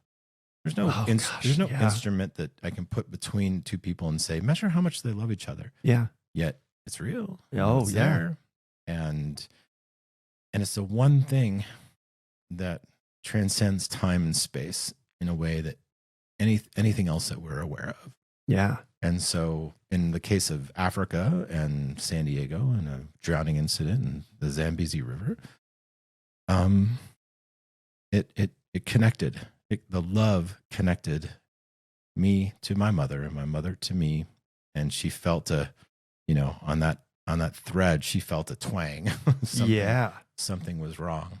And that's that same love that connected my father to me on the bus in Turkey. Yep. It doesn't have to be complicated. It could be really simple. And I think in some ways we're really good at overcomplicating things. Yep. And I can't prove it to anybody. I haven't got a single shred of proof. I don't have any tangible evidence. I don't have anything quantifiable, but I have what is the truth to me. Right. And you have your experiences that's it. Tell you there it is. And so we got a lot of distractions in our lives. And the more we take away those distractions, the more we can focus on what's important. Oh, gosh, that's beautiful. Well, and I would echo that because my, again, the psilocybin piece for me was a really good, trigger's not the right word, but just a part of my awakening process. And what's so lovely for me is I've got a ton of different file cabinets going on and I'm running around like a madman. Oh yeah, you referenced that thing. Oh, let me go dig back in this file and figure out where that is. It's somewhere back. I got it buried somewhere. And I feel like the madman that's trying to connect all this red string. And when I'm on psilocybin, I have access instantly, perfectly to anything and everything. And all the noise goes away and it's always love. Yeah. Love is the answer. Mm-hmm. And I think it's funny, especially coming originally from a Christian perspective of love God, love each other. Right. There it is. Those are the two great commandments. And you can go across religions, you can go across belief systems, you can the answer always comes back once you get rid of all the noise. It comes back to love. That's right. That's right. And that is, that is our great test in this life. We come into this world to grow, right? If we knew all the answers, it wouldn't be a test. And so we come into this life to experience and to learn and to grow and to be challenged. And I think we challenge it ourselves all the way up to the very, very end. And there were things that my father learned in his last days. There were things that he still was learning and still figuring out, and one of his last things that he did, because he grew up, he was actually on his way to becoming a priest when he was a young man. Oh yeah. He fell away from religion, and then in the very end he reconnected to his faith. And that was his choice, and that was what was important to him. And it's like, he's still, to the very, very end, you can still learn. Yeah. We're still here. We're still thinking. We're breathing. And I think that's something that we have to not only embrace, but we have to also find joy even in the tough experiences, even in those tough, even though I have friends that go through all kinds of different issues and challenges, and some of them are really tough. Maybe it's a relationship issue, a marital issue. Maybe it's something tragedy. It's a step back and say, okay, how am I going to spiritually grow from this moment? Yeah. It isn't always easy. It isn't. No. But there is always something I love Tony Robbins. One of the things he says that I quote all the time is, life happens for us, not to us. Oh, that's a great quote. Yeah. That's a good one. Life is happening for us. And when you look at it that way, then you're like, okay, why is this really crummy experience happening for me? Why is this thing that happened that is like, oh my gosh, why do I have to deal with this? What is it? What's in it for me? Yeah. What am I going to get out of this? And I always find something. Something. Oh, there's always something. Okay. I'm a better person because of it. Yes. And I mean, that could be through some of life's pretty tough tragedies. Yes. And oftentimes is. Yeah. We learn a lot more when we're failing or making mistakes or screwing up than we do when everything is hunky-dory. Yeah. I think I learned a lot more about life through my challenges than I did through, those super easy cruising along years. Yeah. Yeah. Yeah. That is very true. Very well said. And there's a quote in there that I'm not even going to attempt because I would butcher it, but it's something like, well, I guess I am going to attempt it.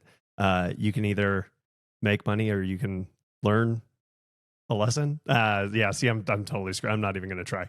But it's when you have a success, you just learn that you were successful. You didn't learn the lesson out of it. And I've had businesses that haven't taken hold, and you could turn back on them and say, man, that was a fumble. Yeah. But man, I learned a lot. Oh yeah. And I'd rather learn from the experience of trying versus not trying. Yes. Well, that's the man in the arena quote. The man in the arena. Gosh, it's so good. Yeah. Teddy Roosevelt. Yeah. Fantastic. That is it. So yeah. I love that you said it that way. Being a drummer, I remember when I was on tour, we'd have to support, and not have to, I mean, our manager expected us to, but I always enjoyed it. He wanted us in the audience right next to the stage, cheering on the other bands that we were out touring with. And I always thought it was such a treat, right? Because I see life through music. I love the way that you said it about you and your mom. Something struck that chord that, you can get into the mathematics of it and everything else, but I just see music in everything. Everything's vibration, right? Energy is information that vibrates, and everything's energy. And vibration creates music. But I always loved sitting there and just being able to watch the drummers, because they could be terrible. They could be fantastic. They could be name where they're at on the skill level. And I was going to learn something from them.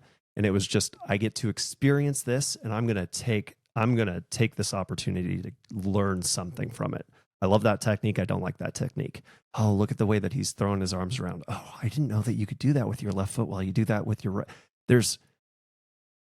If you are open to it, every day is a school day, and every opportunity is, everything that happens is an opportunity to learn. It is. And, like we said in the beginning, that's what makes life more interesting. I love the fact can I talk about music a little bit? Please. Okay. Yeah. So I listen to music, not every time I meditate. I do a lot of meditation. Yeah. And I do my as a spiritual healer, my modality I call out is meditation. Yeah. And I listen to music when I meditate quite often.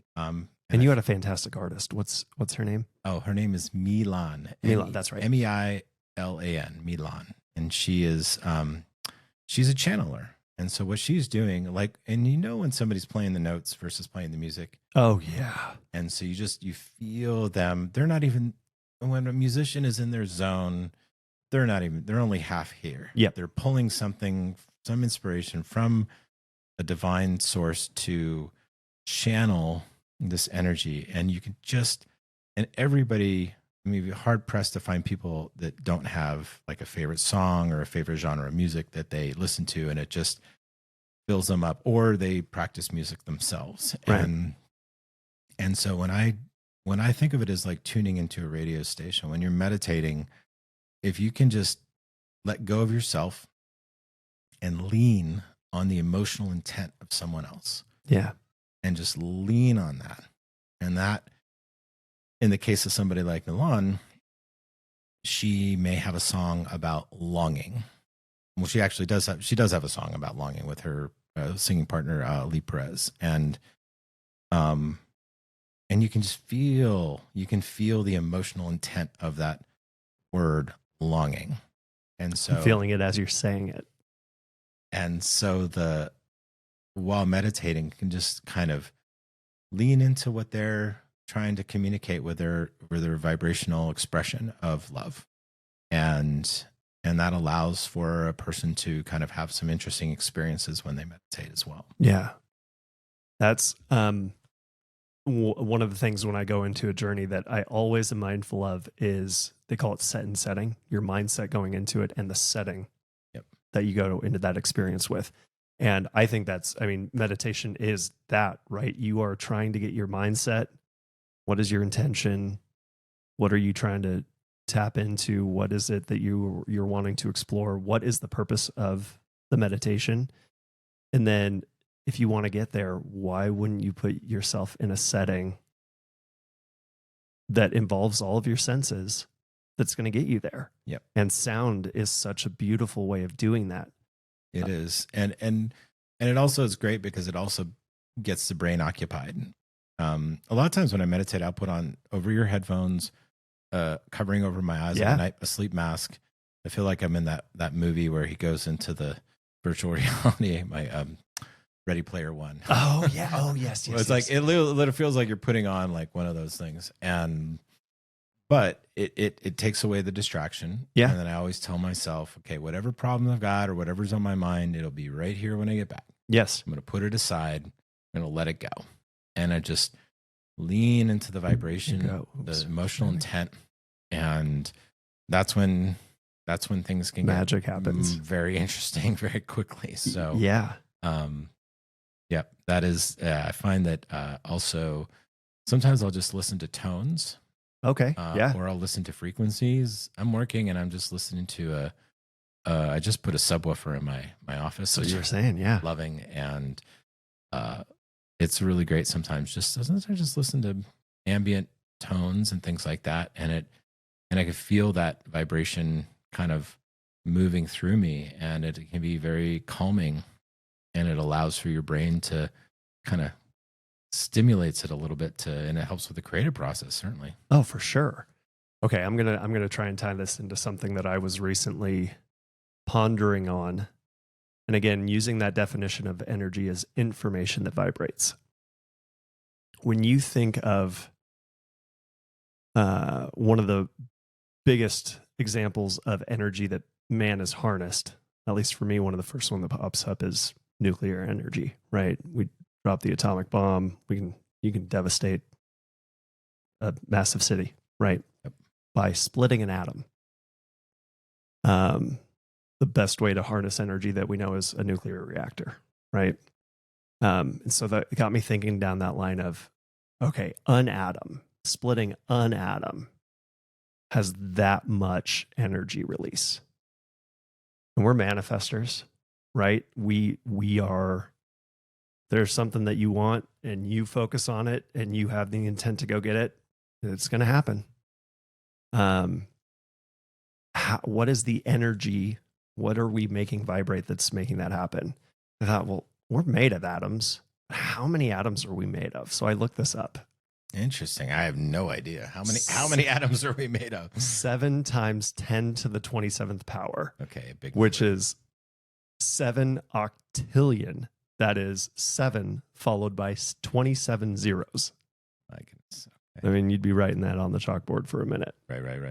And so if your consciousness in this body has access to that much energy, there's a reason why we're manifestors, right? When you tap into that creative process from a physical standpoint, you're tapping into the energy from that 7 octillion atoms that you're made up of. And the reason why, and I love that framing of it, I'm going to kind of half a step back to Please go a step forward. Yes.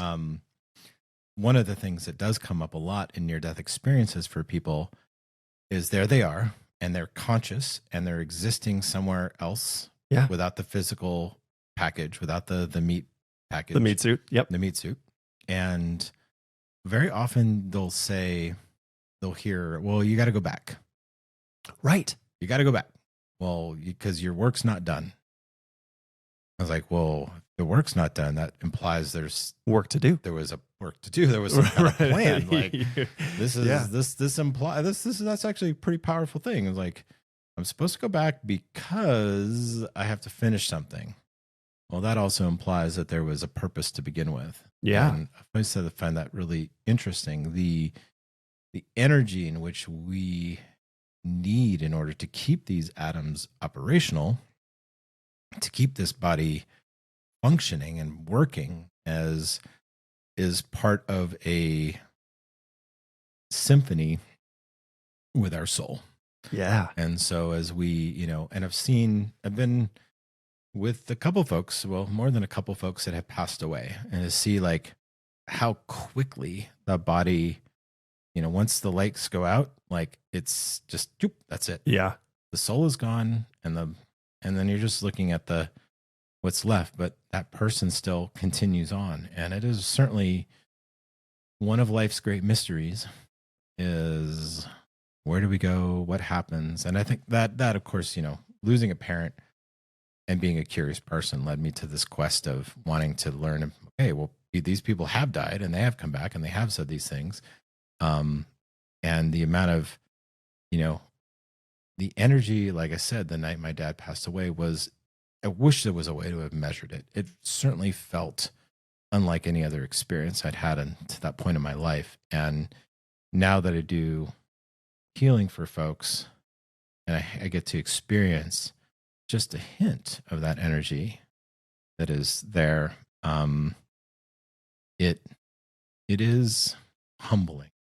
It is humbling because you realize you are part of something much greater. You're part of something that's much, much bigger. Yeah. What drew you to your modality? I mean, it sounds like you have this draw to the near-death experience story. And you had that beautiful experience with your father, which expands out to purpose and why are we here? How did your modality come about, and how does it help in that belief? Sure. Well, my modality is evolving. The foundation of my modality is what I do is I go into what we call a deep hypnotic or a deep meditative state. And in that state of mind, I kind of peel away from my body and my mind's eye. And then I connect with the energy that is available. And it's usually always with somebody's permission to connect to their energy. Yeah. Some people call that the higher self. Yeah.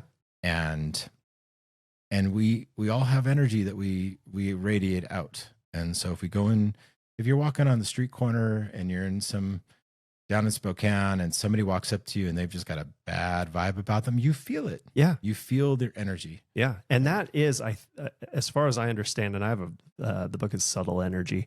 That is measurable. Interesting. Yeah. But the auras that we have coming off of us, the things that we can't see with our physical eyes, there is energy. And the opposite is true. If somebody comes into your circle and they're happy and they're jovial and you just feel all that happiness, it's there. So the meditation process isn't much different than feeling that, but it's a little bit more deliberate in how those energies connect. And so in a meditative state, it's a matter of reading what that person is, their energy is giving off. Yeah. And if I were to use the phrase higher self, that person's higher self is, because we are much bigger than just our soul is much bigger than what we are experiencing here on earth, often has something they want to share with that person. So your higher self in meditative state may have some things that it wants to share with you that you're not able to see or access or know.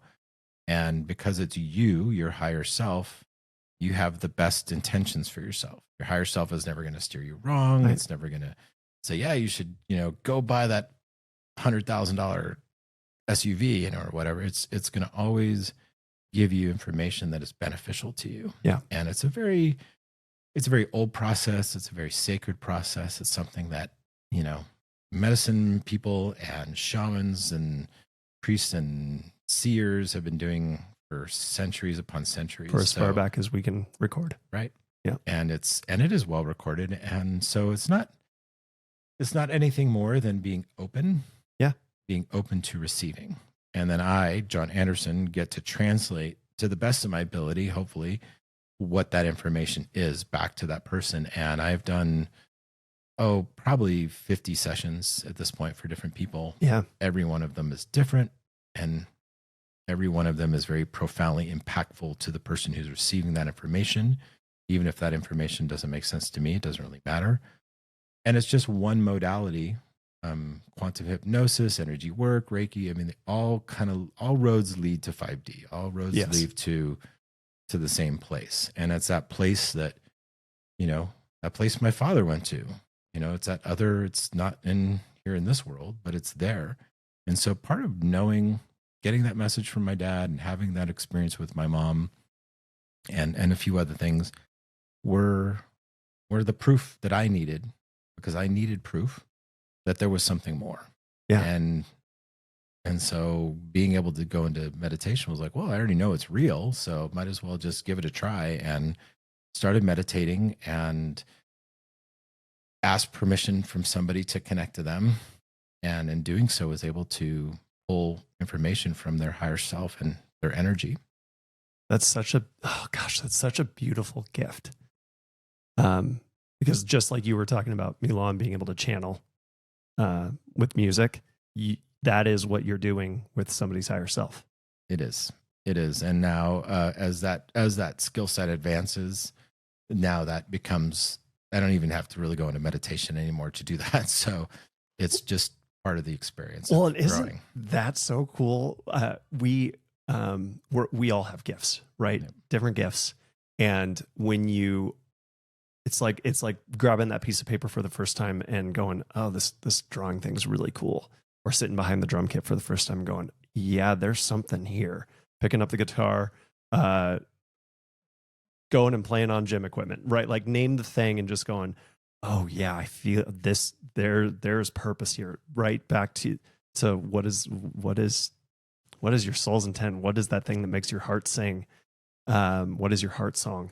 And that is such a beautiful gift. When did you realize that you could tap into other people? Okay. So when I'm going to bring it back to when I was during the pandemic and COVID. So wife and youngest are out of town. I've got time on my hands. I start getting on the internet, start doing research. I'm like, is there anything to this past life thing? Is this real? And that is a really good point too. And maybe that's what you're about to go into, because that is a very, it's kind of your point that you asked about in the, before we started all this, like where do we want to go? What is the audience going to know about past lives? And I mean, it all comes back to purpose of why we're here. And it very clearly connects to higher self. So I was being a curious person and being an open person. I dove in and I did a ton of research. And what I discovered is that there was enough information there where the people that were sharing their experiences seemed credible enough to me. Most often they were children. Yes. And there are colleges and PhDs that have peer-reviewed literature on those experiences that have well documented. And some of those stories are wild, Right. and leave no doubt. But being, I'm like, I got to experience this for myself. Like I'm not going to really believe it until I personally have my own witness. I have to witness it myself. And so I found one of my dear friends now, and she is she does hypnosis. She does something called quantum hypnosis. Quantum meaning that you connect to a higher dimension. Yeah. And I'd had 4 sessions with her that were unbelievable. And it was after those sessions that I was, once you see something, once you realize that, oh, there's more. Yeah, there's more. It's not. I'm on page 1 of a 1,000-page book. It's not that I, just because I have to go to the store, Costco, and pick up some groceries, or pay the taxes, or get the dishes done, or remind the kids to do their work, chores. There's a lot more out there. Yeah. And once the door is open, and once you're able to peek around the door and look inside, and maybe even step inside, you're like, oh, okay, there's a whole lot more. The place, and some people have that experience through near-death experience. And they realize that. They come back, people that have near-death experiences come back and they're profoundly changed for the rest of their life. Sometimes they give up religion. Sometimes they are more focused on their religion. But nobody comes back from those experiences and says, I lived my life exactly the same way. Right. They have a deep appreciation because they got to experience something that is sense of the true nature of the universe, which is love. Yeah. And so those hypnosis experiences gave me some of that. So I didn't die, but I got to go and experience some of what those folks get to experience when they pass away. And so coming back, I was like, well, I'm going to live my life a little differently. I'm going to do things differently. And I just felt inclined to sit down and meditate and start meditating. And I started listening, I think originally it was Tibetan chants. And it's very, kind of a masculine voice and it's rhythmic, and you kind of, and I was playing around with different sounds and different vibrations for different types of music until I found the one that vibrated the best with me. And in this case, it was Milan. And it was that saint. She has a very high, beautiful voice, and it's very angelic. And it was that tone, and there was some dark, and there was some deeper tones in there as well with her singing partner Ali Perez, and it was just. And then one day, I let it all go. I was just sitting there meditating, and I'm like, I'm not trying to do anything. I don't have some kind of plan. I am just a vessel of love, and that's why I'm here, and that's what it's about. And in that experience, I started to feel the same way I did when I was in the hypnosis sessions, which is just incredible sense of warmth and love and comfort and peace. And there's not a worry in the world, not a care in the world, not a dish to be done, not a bill to be paid. Yeah. You're just like, I feel good up here. Yeah. And I realized that I was kind of moving up to a higher state of consciousness. Some people call it 5D. And then you just kind of know information just kind of comes in. It's like the Matrix when she learns how to fly the helicopter. Oh gosh, I think about that probably more than I should. Right. Yeah. And then and stuff just kind of knows. The same way my dad gave me a message. I just knew. It wasn't like, hey son, I just wanted to, it was just there. Yeah. And so in that state of mind, with that openness, you just come to know things. I think it's more like remembering. Like all the information's there. Yeah. People that have near-death experiences say, all of a sudden I understood how the universe works, or all I understood about what Jesus's message was, or I understood this, that, or the other. You just know. It's just there. And so what I do in meditation, when I open myself up to experience and to receiving information, is it just comes in. It's a knowing. It's just knowing, and it's a remembering. The information that comes through is not necessarily just a word in English. If I were to say the word guilt, if somebody had experienced guilt in their life, it isn't just the word. It is the emotions, it is the history, there's a lot of data Yes. in that, and your brain has to absorb all that data. And so that is just something I've been practicing. I had my very first experience with my dear friend who came to visit me. He was like, I don't know what you're doing out there. I don't know what it is that's changed with you, but you are the most happy, chill guy now, and I want some of that. So I'm coming out to visit you. Hook me up with your healers. Yeah. I want to experience that. And I said, I'll do a session for you. I'll connect. I just knew it. I'm like, I'll just sit down and meditate, and I'll try to connect to your higher self, and we'll see what comes through. And little did I know that was going to be the adventure that it was. That is so cool. One, you've offered this before, but when we're done with this, I'm getting on your schedule. Sure. If you'll still have me. Of course. I'm honored. And you know, I have this book sitting here. Hannah, my first guest, actually gave me her copy to read, and then I'll get it back to her. But Rachel and I were having this pretty deep conversation, and right, we like to philosophize, so we're always bouncing back and forth, and we'll come to the subject, and then we go back and kind of gather some more information and come back and regurgitate and reform ideas, and it kind of comes back to the why question, because right, I think most people initially have I have this life, and then depending on if you believe in God or not, that kind of tells you what this life is for. And then some people get to the point where they go, well, did I actually just live? Do I just live this life, or have I done this a couple times? Right? Because something happens to my soul after this, and where was it before? And I think Rachel and I kind of rested on, at least my version of it was, we're all fractals of God. And so, or of source, or of creation. Mm-hmm. And so if the point is experience, what about me individually? And there is an egoic version of that, but that's not necessarily where I'm coming from. It's more of this fractal of God, it's here for a reason. It's going to keep growing. Well, and that is experiencing. That is the question that everyone has. Why am I here? Right. And I was very fortunate to get that question answered. So, I love that. Okay, please. Okay. And I think that is the question that, I used to call it the itch in the back of your mind that you couldn't scratch. Yeah. Again, back to the Matrix, Neo's like, something's up. I don't know what. It was kind of like that. You're just like, I know there's something. Yeah. I don't know what it is. I can't get I can't.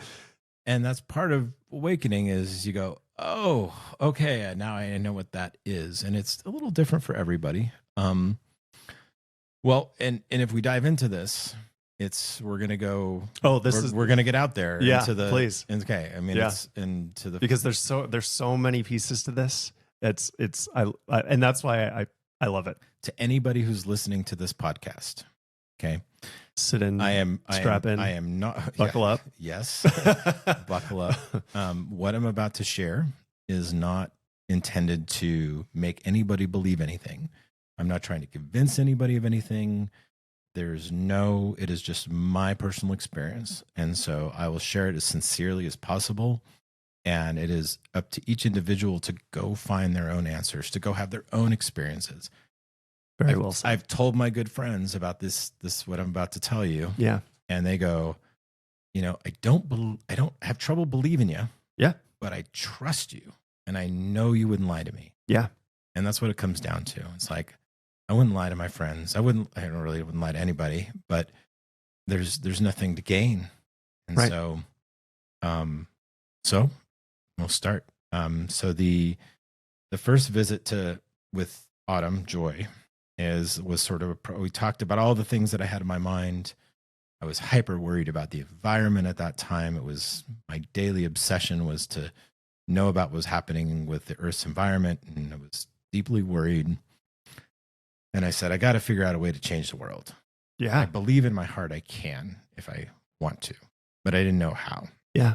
And I go see, and I said, I have this really strong feeling I need to do a past life regression. And I don't even know why, but I've done some research on the internet and I want to try it. And, you know, lo and behold, she didn't hang up the phone on me. She's like, oh, yeah, that's fine. I'm like, okay. I cannot. Okay. I prefaced it all like, okay, this is going to sound nuts. And she's like, go ahead. Yeah. And I finished everything. I just spilled my guts. I told her everything. She's like, yeah. Okay. I'm like, okay. I don't know if that's reassuring or just like dismissive. It was reassuring. Yeah, right. She knows, but, yeah. she knows more than I know about this stuff. So I'm going to just lay it all out there. Go into our first session. She's got a cozy couch. There's a blanket. I'm like chilling with, you know, some music, and she drops me into a hypnotic state. Yep. And you float up and you leave your body behind, nice and safe. Pardon me. And then you go up into a place called, I'll call it 5D, the fifth dimension, not the third dimension. This is a place that is not restricted by time because it is not a planet with a sun. It is not time would happen differently on the planet, Uranus than it would on or Saturn than it would on Earth or Mercury for that matter. So this is a place without any time. And I went up there and I saw colors. I saw blues and yellows and pinks. And it was just like this incredible feeling of peace and relaxation without a care in the world. Not a single thing that it was. No dishes. Nope. And I'm like, I'm going to stay here. This is where I'm right. Why not? This is great. Yeah. Let's just stay. And eventually she's like, well, we got to go back. Yep. So that was the warm-up session.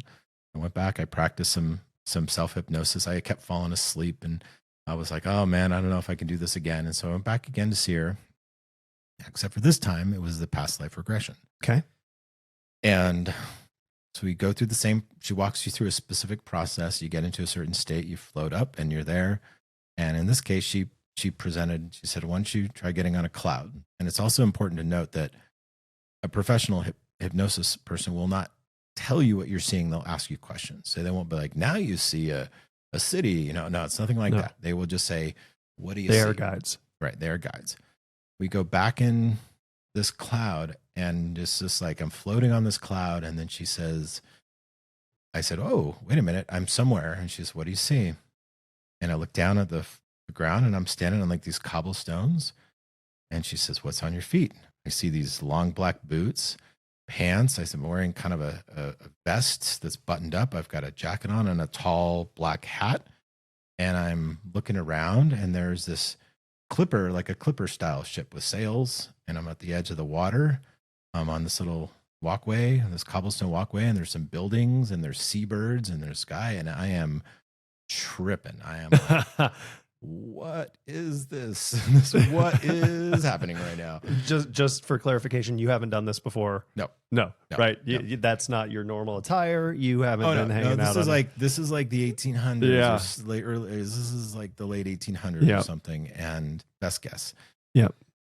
And I'm just marveling at the beauty. I'm this person, and I'm looking at the ship, and I'm just appreciating how like amazing it is. And I'm just out for a walk, just enjoying the day. And Autumn, I describe all these things to Autumn, and she says, can you go to your home? And the next thing I know, I'm standing in front of this little hillside house. I can see the planter boxes and the chip paint. I can see the windows. I can see the door, like an old doorknob. And says, can you go inside? So I'm like, okay, let's go inside. Well, let's go. I go inside and I see a room. It's a very modest little small home. And I look over off to the side and there's like an area where maybe a child would play or something. And I see a little furniture and I look over and I see a woman and she's wearing this kind of long cream colored dress and like a bonnet. And she's happy to see me. I'm like, well, that's weird. Like this is Autumn. And Autumn's asking me questions the whole time. And I'm like, oh, that's my wife. And she's happy to see me. And I've just walked in. And then it was like somebody dumped a bucket of cold water on me. It was just in an instant. It was shocking. And it was like, I just said, it's her, it's her, it's her, it's her, it's her. And Autumn, of course, said, who is it? Oh, yeah. I said, that's Connie. Like, that's Connie. I was just going to ask you. I'm like, that's Connie. That's my wife. like my present day wife. Yeah.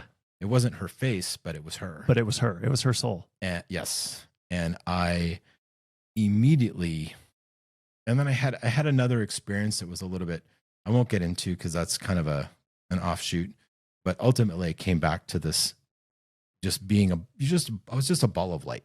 Yeah. And I was just kind of surrounded by this creamy darkness. And I was just in shock. It was so shocking. And Autumn then gently said, why don't we go to another experience? Why don't we go to I took some time, just kind of process and just kind of breathe. And she said, why don't we go to some event life that's important to you? Yeah.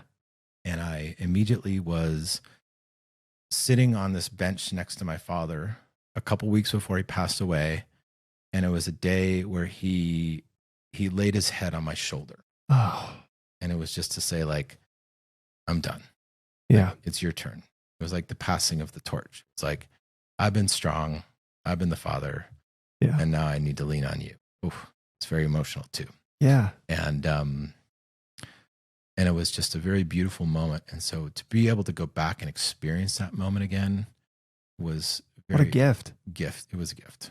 It was a gift because I got to feel all those feelings, and I got to, it was like almost like I could smell his, his smell. Yeah. And his, yeah. And we went to another moment. And this was interesting because this was when I said goodbye to our foreign exchange student we had from Croatia, maybe a few months prior. And I felt the connection I had with him. And what I saw was like a cord, it looked like almost like a silver cord that connected me to him. And the message was simply that you can create that with anybody, anytime, anywhere you want. And it was like the connection I had between myself and my mom and the river. And it looked very real. And it was like, oh, so you can connect with anybody you want to connect with mutually if you so choose. And of course, I came out of that hypnosis session. I drove about 2 blocks. It takes a little while to like get your head wrapped around your bearings. I think I went to bed at like 5 p.m. When I got home. I was done. Yeah. Connie said, "How was it?" I'm like, I was like, well, how do I don't even, where do I There's start? no words. Yeah, we're really in. And I got to hang on to that for probably a better part of a month, where I was just like, man, that's fantastic. The next day when I woke up, I had a sense of peace. I had a sense of peace that I had never felt in my entire life. A sense of just utter peace. And I felt like I was glowing. I went to Les Schwab to go get something done for my car. And the gal behind the counter is looking at me like, what is with this guy? What is this dude's deal? What is up? I'm just happy. I'm just this energy coming off me, and I'm just like, hi. I didn't. Whatever he's having, I'll have too. Exactly. Yeah. Exactly. So I was in a really interesting space after that, and what was that from?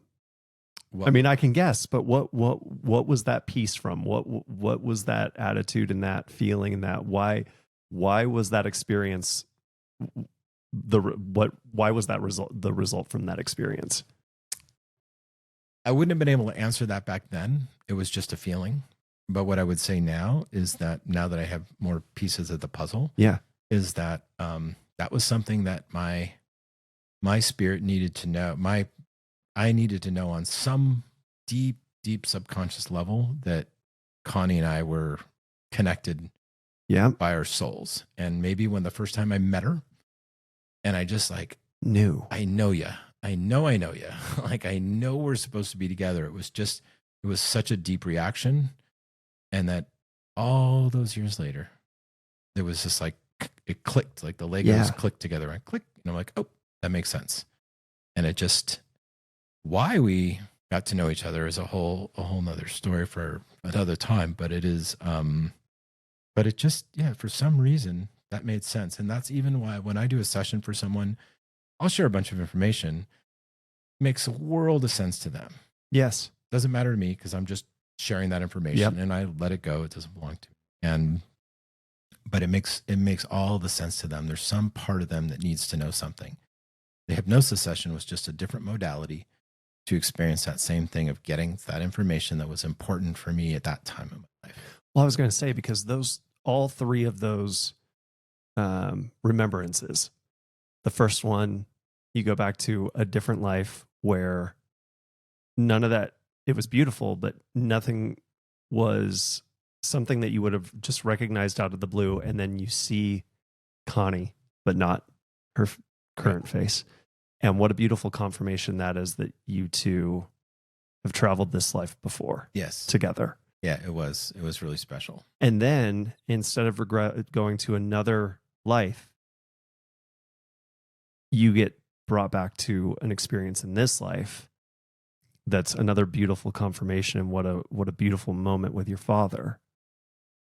And something that you needed from your higher self at that moment in your life, right, to remember and to experience again. And then your Croatian exchange student, and getting to see how chords and contracts and connections with people can be formed. That's right. Kind of back to the original part of the originality that got us here was our higher selves are going to give us what we need to help us in this life, and to be directed to have those three remembrances at that time. And then for the next month, you have this piece, and it adds another piece to the puzzle, right, and for what you need going forward. And you don't solve, like, you solve different sections of the puzzle at different times. Yes. You might get a piece that's really important. Yeah. But it doesn't connect to anything. And in my case, it was years before it connected. You know, the time my father passed away and the time I saw him on the bus in Turkey. Yeah. It was 4 years. So right. I had one piece, and then I got another piece, and then many, many years later, another piece. And meanwhile, you know, I've done some of the edges. Yeah. You know, I've gotten all the reds and yellows together, but the pieces don't always, you know, they come at random times, and you just have to trust that you'll get what you need when you're supposed to get it. Yes. Well, and I love that that's what we use as the analogy is the puzzle piece. Because exactly right, you do the edges, and you have these ones that you're like, I know I really want to get these plugged in somewhere. Right. These ones look really cool. I know as soon as I get some of this done, I just know I'm going to know where this puzzle piece goes. And I mean, it's the WTF file, right? Like those are those puzzle pieces that you're like, I don't know where these go yet. But man, when I can plug these in. I know they're important. Yeah. I know this is a really critical piece. And so hypnosis turned out to be a chosen modality for me. I know people that have gone down to Peru and spent a week in the jungle, yeah, doing ayahuasca. Yeah. You know, and I personally would rather have laid on Autumn's comfy couch with a fuzzy blanket than puking your brains out, pooping myself in the woods. Yeah. So I was much happier, and then going back to my own bed and being like, Connie's like, how'd it go? I'm like, I don't know. I'm going to bed. Yeah. Yeah. But it all made sense the next day. And then of course I went back and saw Autumn a couple more times. Of course. But I also got to come with a little bit more experience. Yeah. And I would assume some more intentionality. Yes, because now all of a sudden it's like, what's going on? Right. And you're trying to answer, I mean, this is the why, right? Yeah. And I also did a lot of reading. So after that experience, I dove into, there's a gal who's since passed, but her name is Dolores Cannon. Yeah. And she's written, she's sort of the grandmother of quantum hypnosis, QHHT. And she's done hundreds of past life experience regressions. And she's more like, she was very inquisitive. She was like almost like a reporter. She'd take notes. She'd compile them without very few adjectives. This is just what happened. Yeah. And she did a good job. And so going back and hearing from other people that had similar experiences, it helped me feel a little better about mine, because there's always going to be a part of you who's like, did I just imagine that? Right. That was just in my head. That didn't really happen. But again, when something happens that's really profound for a person and they know it in their heart, they just know. They just know. know. Yes. Well, and correct me if I'm wrong here, but I get the sense that they're very vivid for you. Yeah. Being a visual person, being a designer, maybe that plays a role. I don't know. But I see a lot of stuff. I mean, I see things that people wouldn't believe. Yeah. Yeah. And that has to be part of the confirmation process for you. It is. So whenever I do a session for someone, there is always something that is confirmational. It could be a toy they played with when they were a kid. It could have been that they rode a red tricycle around the driveway when they were, a youngster, or always going to be something that only they would know. Right. And that serves as a proof point for them, because it's natural to have doubt. Of course. Listen to a conversation like this, and if you're not going into these this stuff, guys, you're like, yeah, right, whatever. But it's so there's always some piece of there's always some piece that's very informational that helps somebody go, there's no way he could have known that I had a gray rabbit, when I was 7 named Fluffy or whatever. Right. And there's always something in there. I just did a channeling for somebody yesterday, and they had exactly that. They had a very clear proof point to help them just be like, yep, this is legit. This is not making this up. Again, that higher self saying, I'm here. I don't charge for my services. So which I think, the first word that comes to mind is noble. I have a day job. So I make, it's not has nothing to do with the money. It has everything to do with choosing to help people find their own answers, have their own experiences, find what makes sense for them. It is not about telling them like, this is the way it is at all. It is simply like presenting information and letting them find their own answers. And what a beautiful way to live in that gift. It is simply giving. And sometimes people have a hard time believing that, or they have a hard time understanding that. How come you don't charge money? How do you make money at this? What do you do? It's like, well, and doesn't that just tell you about something about the way that our lives currently work, right? Like, what are you getting out of this? Yeah. What am I getting out of it? I don't know. What do we get when we help somebody cross the street? Right. What do we help when we, open the door for somebody? What do we help if there's a lady in the store an older lady who can't get her groceries? What do we get? Well, it's tapping into the ultimate why of love. Yeah. That's what it is. So that's it. It's really simple. It's not anything more than, I think when people have a moment, even if it's a small moment, to see how beautiful their soul is, beauty of the everyday soul, they have just a little glimpse of that. It's forever. Yeah. It's not a little thing that goes away. It's permanent. And it's something that wakens up a spark inside of them, and just for a moment. And then they might carry that on to the next person, next person. So you're sharing the gift that your dad gave you. Yeah, I guess that's it. I never really thought about it that way until just now. That's beautiful. I'm not going to start crying, although I could if I wanted to. That's a very powerful thought. I had never thought of it that way. Thank you for sharing that gift. Yeah. Thank you for letting me share it. And I think that when people, wherever they're at in their lives and whatever challenges they have, and we all have them, or whatever obstacles they overcome, or tragedies they experience, or traumas they've experienced, they know it can come back to a really core idea. And that is that the universe is a loving universe. It is there for us. This life is for us. The experiences are for us. And when we open our hearts and we open our minds to receiving that, is that it gives us a sense that there is something greater and there's something more. And I think that's what awakening is. I think that's well said. Well, and maybe I cut you off, or maybe you just said it. We started this with you have the answer of why, scratching that itch. Is that I'm happy to go there. Yeah. No, okay. Yeah. You make sure you have both the waist belt and the shoulder strap on. Yeah. I feel like I should be going like at a theme park, right? Making sure. Yep. Okay. You're strapped in tight enough. Yeah. Just make sure the straps are.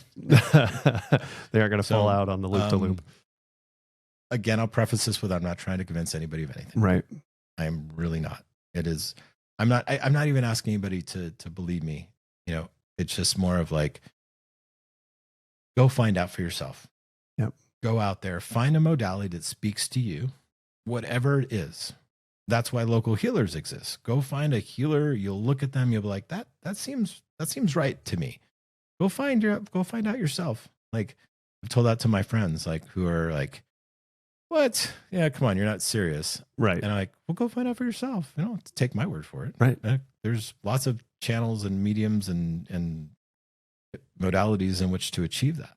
Plant medicine, hypnosis, you name it. So, well, and I think healthy skepticism going into anything is probably a good idea. I would highly recommend skepticism. So yeah. So please go with some skepticism. Yeah. I betcha. I certainly did. So third session with Autumn, and she's like, we're going to go somewhere. I'm like, okie dokie. Let me get on the couch, get time- comfy, and let's go. Yep.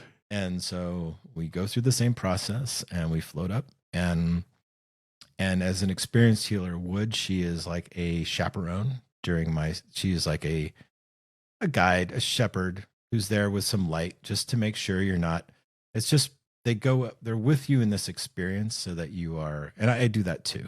Well. When I do hypnosis for people, I'm always with the process. Yeah. And so, which I do once in a while. So we go up, and I know this is going to sound unbelievable. I know this is going to sound crazy to some people, but this was a place that was like a temple. Yeah. Best I can describe it as like a temple. Some people call it the Temple of Divinity. I've also heard it called the library. Some people call it the Akashic Records. It's there, and it's a place. And in the state of consciousness, I went there. And you get my experience. I'll just walk you through it. There was a big opening, and there were two entities or spirits, or they seemed almost religious, and there was like a saintly kind of entities, and they don't let you in the gate. They don't let you through the door.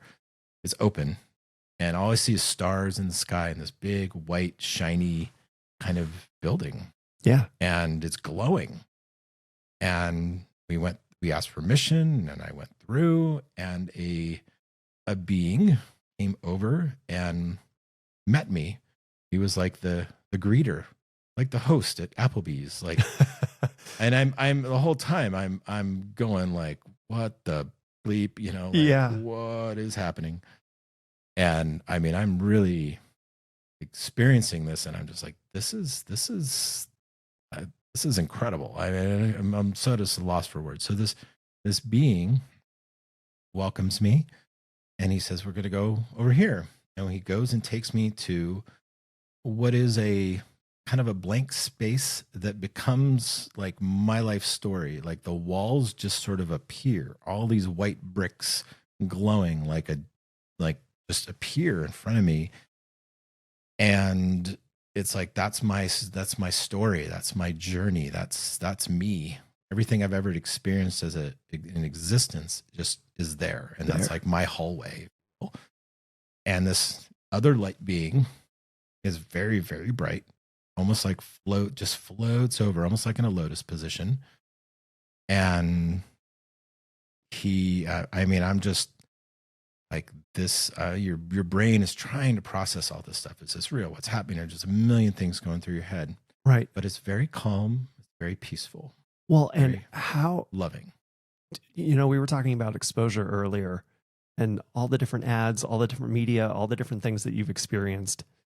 How in the heck is your mind making this up? So that's a fair question. And I think that an amalgam is an idea, a dream, a conscious or dream state. We combine lots of different things and we come up with things. Well, I used the word shocking earlier because that's a very intentional word, because it was a shocking experience. It was a shock. Yeah. It was like a bucket of cold water. This was very similar in that I'd never seen a movie like this. I'd never read a book about this. I'd never seen a picture. This is all brand new. Which has to be part of the confirmation process. It is. Oh my gosh. And this being floats over and he cracks a joke. And the reason he cracked a joke is because the greeter who met me, I said, "What's your name?" And he gave me kind of a clicking sound. And I'm like, I can't say that. I don't know what, it's like a click, click, click, click, click, click. And I'm like, yeah, I don't know how to say that. Yeah. He's like, well, you can call me Z. I'm like, okay, like easy, like easy. You want, okay, I'll call you Z. So I mean, it was almost like, okay, tourist, just, why don't you just order, you're there in Paris in July. And I'm like, just order this. It's fine. Yeah. Don't even try to say it, Yeah. So we go over to the hallway and this being floats over and he says, you're calling him Z. Why don't you call me Y? I'm like, what? What? Like and he laughed. And I'm like, what is happening? Like, how could this doesn't even, it just didn't compute. Cause I'm like, I'm having this profoundly earth shattering polar shifting experience. And my polarity has just changed permanently, and they're cracking jokes about, okay. Okie dokie. This makes sense. Yeah. So part of me knew, and it also put me at ease. Yeah. And the way the joke was just like, help me. All of a sudden I felt very calm, very at ease. And he said, you've been gone a long time. He said, you've been on a very long, long journey. He said, it's time for you to go home. He said, you're all done. He said, you're finished.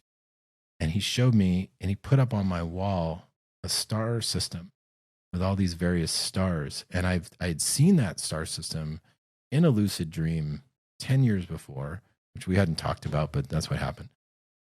And I recognized it. It was a little different angle, but it was like the same cluster. You knew that you'd seen it. Oh, yeah. Yeah. And he said, this is your home. This is where you're going back to. And he said, we know you've been a good dad, and we know you've had a good life. And he said, you learned something really important in this life that you hadn't learned up until now. And that was forgiveness. Oh. And I was like, whoa.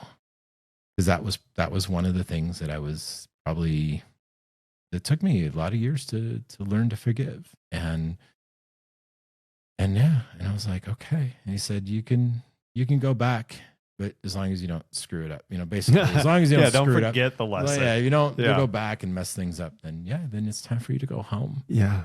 And, and he said, the thing you're worried about, the environment, he said, it's not your burden.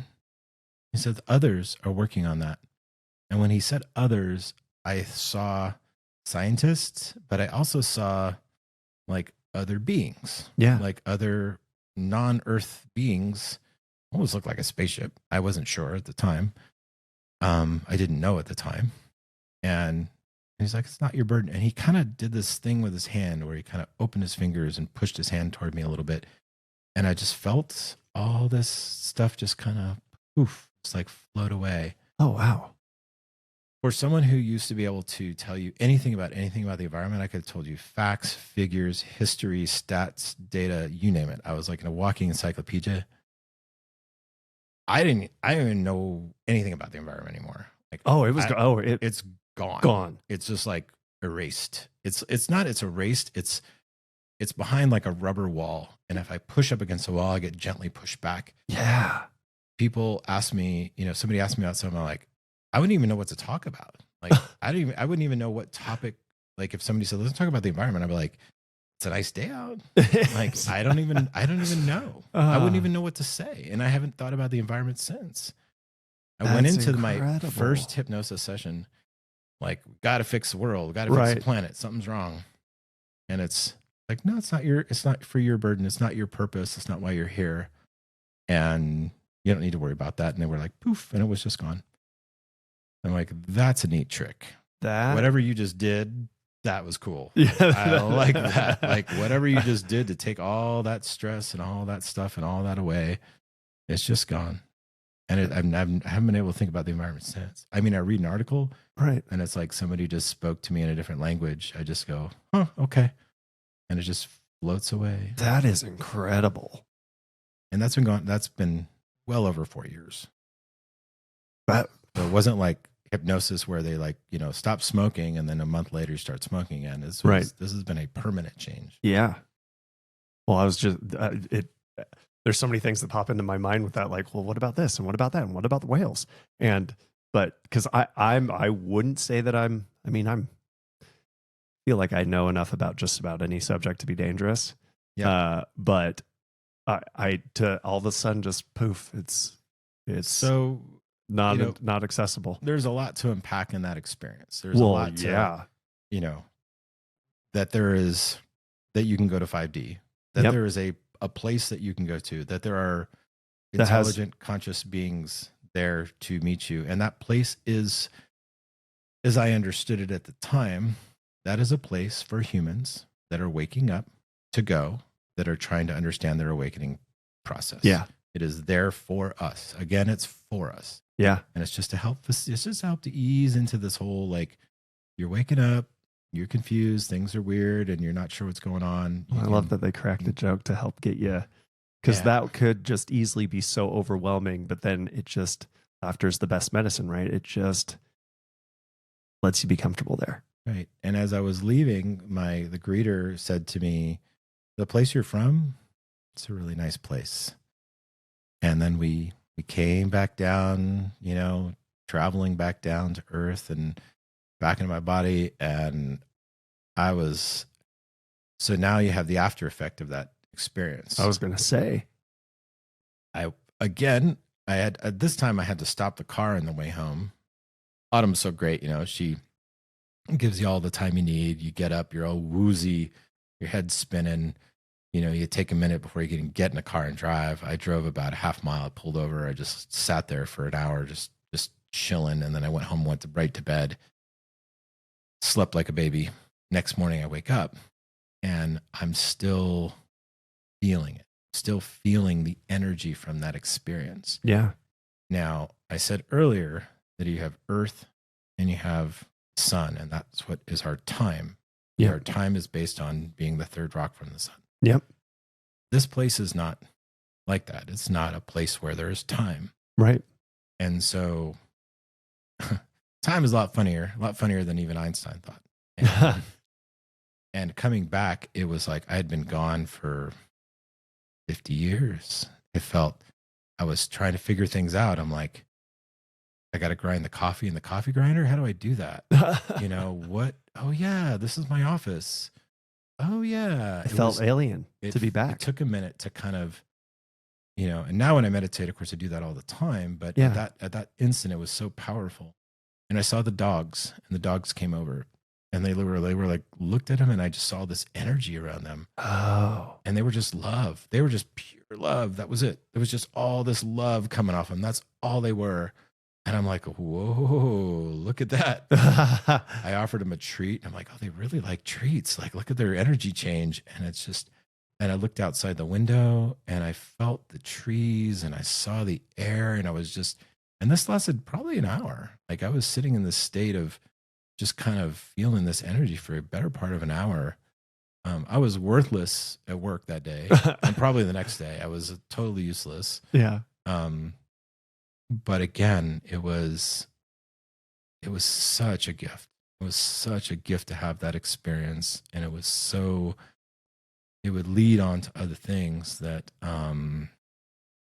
beyond my wildest imaginations, really. And, little did I know that was like the tip of the iceberg. So, but it was, and then I really dove into books, and this is great. So I'm listening to this audiobook by Dolores Cannon, and her clients are talking about the same place. They're describing the same building. They're describing the same exact thing.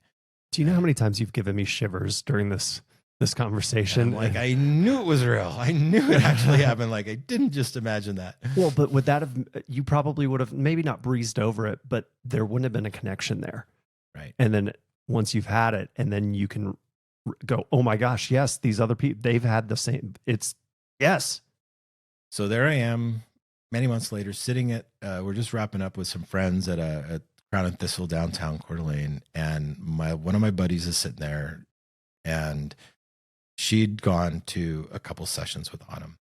And And I said, how was your experience? Just share what you want to share. It's okay. Yeah. And I saw some hesitation. I'm like, what's up? She's like, well, I don't know if I should say, but I kind of went to this place. And I'm like, I didn't say a word. I just sat there with my, the remnants of my drink. And I'm like, okay. And she proceeded to explain and tell me in detail the same place, the archway, the entrance, seeing the stars in the courtyard, seeing the glowing walls, the beings floating around. Like she was, of course, hesitant to share that. I said, anything you can share is fine. Like, don't worry. You can just, anything goes. Don't worry about it. Yeah. And I'm like, I've been there. I've been there too. I was there. Like you and I, and just like, we've both been to the same place. So now the point I've got, if you go into a court of law and you have two people say that they saw the same thing, you've got credibility. Yep. Now I've listened to a book with dozens of people describing it, and had a very dear, good friend who I have very high credibility with explain it, and other people since, not just, and so at that point I'm like, okie dokie. I think that was legit. I think I really did have that experience. I think I really did go to that place, and everything makes sense down to your bones. It makes sense. Yeah. You don't go, well, you just know it, and you don't have to have anybody. You don't really need the validation, but it sure is nice. It sure is nice. And yeah. And so I got to go back too, which was cool.